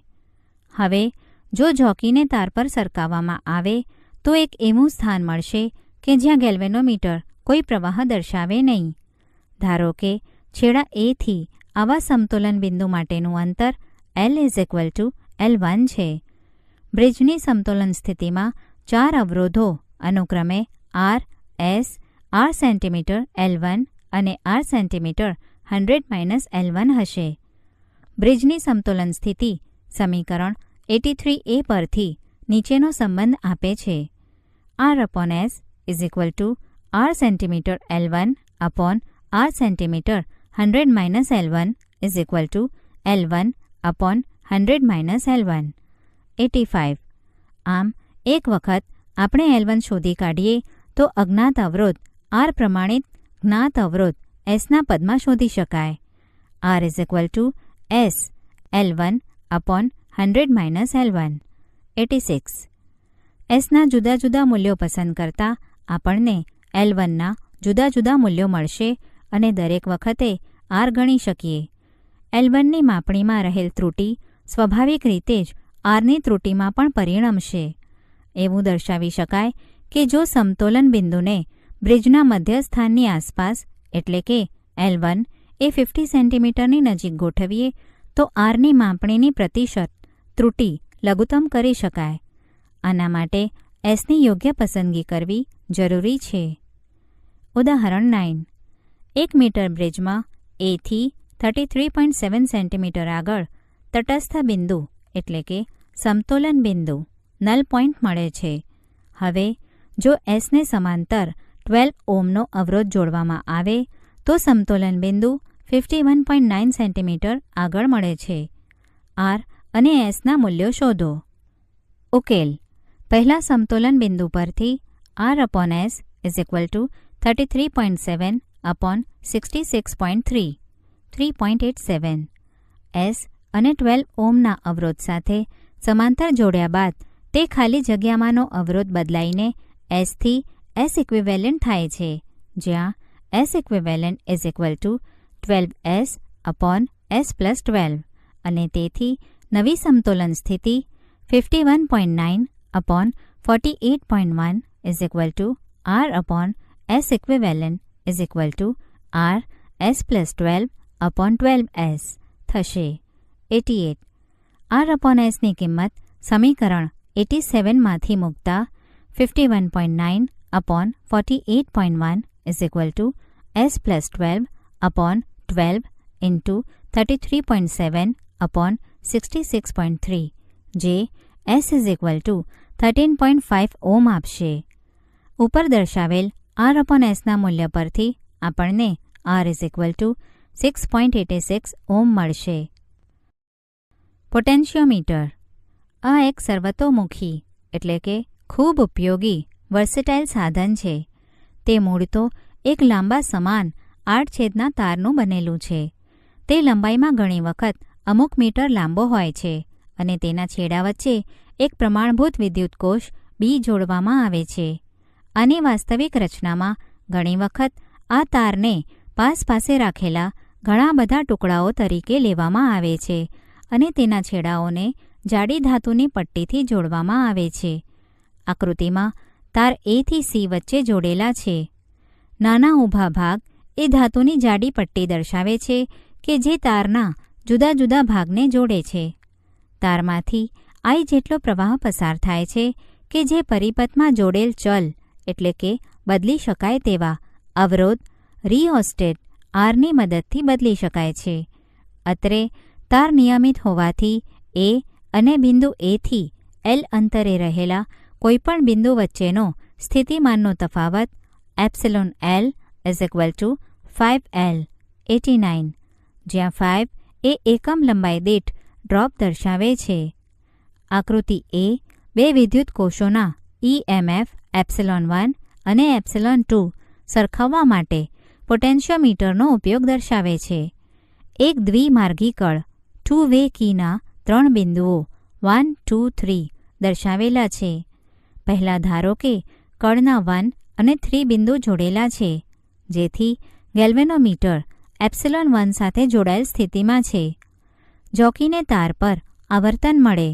આપણે કિર્ચોફનો લૂપ એટલે કે બંધગાળાનો નિયમ બંધગાળા AN1 G 3LA ને લગાડતા 5L1 plus 0 minus epsilon 1 is equal to 0 90. તે જ રીતે જો બીજો એપ્સિલોન 2 EMFને L2 AN2 લંબાઈથી સંતુલિત કરવામાં આવે તો 5L2 plus 0 minus epsilon 2 is equal to 0 91. છેલ્લા બે સમીકરણો પરથી epsilon 1 upon epsilon 2 is equal to L1 upon L2 92. આ સરળ કાર્યપદ્ધતિની મદદથી બે ઉદ્ગમોના EMF એપ્સિલોન 1 અને એપ્સિલોન 2ની સરખામણી થઈ શકે છે. વ્યવહારમાં એક વિદ્યુત કોષ તરીકે પ્રમાણભૂત કોષને લેવામાં આવે છે કે જેનું EMF ખૂબ ચોકસાઈથી જ્ઞાત હોય, તો બીજા કોષોનું EMF ખૂબ સહેલાઈથી સમીકરણ 92ની મદદથી શોધી શકાય છે. આપણે પોટેન્શિયોમીટરનો ઉપયોગ વિદ્યુત કોષનો આંતરિક અવરોધ માપવા પણ કરી શકીએ છીએ. આ માટે જે કોષ EMF એપ્સિલોન નો આંતરિક અવરોધ R શોધવાનો છે તેને આકૃતિમાં દર્શાવ્યા મુજબ કળ K2 દ્વારા અવરોધ પેટીને સમાંતર જોડવામાં આવે છે. જ્યારે કળ K2 ખુલ્લી હશે ત્યારે સંતુલન સ્થિતિની લંબાઈ L1 AN1 લંબાઈ મળે છે. આથી epsilon is equal two 5L1 93A. જ્યારે કળ K2 બંધ હશે ત્યારે કોષ અવરોધ પેટીમાંથી I પ્રવાહ પસાર કરશે. જો V એ કોષનો ટર્મિનલ વોલ્ટેજ હોય અને સંતુલન L2 AN2 લંબાઈએ મળે તો V is equal two 5L2 93B. તેથી epsilon upon V is equal to L1 upon L2 94A. પરંતુ epsilon is equal to IR plus R અને V is equal to IR છે. તેથી 94A epsilon upon V is equal to R plus R upon R 94B. સમીકરણ 94A અને 94B પરથી R plus R upon R is equal to L1 upon L2. R is equal to R L1 upon L2 minus 1 95. સમીકરણ 95નો ઉપયોગ કરીને આપણે કોષનો આંતરિક અવરોધ શોધી શકીએ છીએ. પોટેન્શિયોમીટરનો ફાયદો એ છે કે વોલ્ટેજના જે સ્ત્રોતની માપણી કરવાની છે તેમાંથી તે પ્રવાહ ખેંચાતો નથી. તેથી તે ઉદ્ગમના આંતરિક અવરોધથી અસર પામતો નથી. ઉદાહરણ 10. પોટેન્શિયોમીટરમાંથી R ઓહ્મનો અવરોધ પ્રવાહ ખેંચે છે. પોટેન્શિયોમીટરનો કુલ અવરોધ R0 ઓહ્મ છે. પોટેન્શિયોમીટરના મધ્યમાં જોડાયેલ હોય તે સ્થિતિ માટે Rને સમાંતર વોલ્ટેજ માટેનું સૂત્ર તારવો. ઉકેલ. જ્યારે સરકતી કળ પોટેન્શિયોમીટરના મધ્ય ભાગમાં હશે ત્યારે તેનો ફક્ત અડધો અવરોધ R0 અપોન 2 બિંદુઓ A અને Bની વચ્ચે હશે. તેથી A અને B વચ્ચેનો કુલ અવરોધ ધારો કે R1 નીચેના સૂત્ર મુજબ આપી શકાય. 1 upon R1 is equal to 1 upon R plus 1 upon R0 upon 2. R1 is equal two R0 R upon R0 plus 2R. A અને C વચ્ચેનો કુલ અવરોધ A અને B તથા B અને C વચ્ચેના અવરોધોના સરવાળા બરાબર એટલે કે R1 પ્લસ R0 અપોન 2 થશે. ધેરફોર પોટેન્શિયોમીટરમાંથી વહેતો પ્રવાહ I is equal to V upon R1 plus R0 upon 2 is equal to 2V upon 2R1 minus R0. Therefore પોટેન્શિયોમીટરમાંથી મળતો વોલ્ટેજ V1 પ્રવાહ I અને અવરોધ R1ના ગુણાકાર જેટલો થશે. V1 is equal two I R1 is equal to 2V upon 2R1 plus R0 into R1.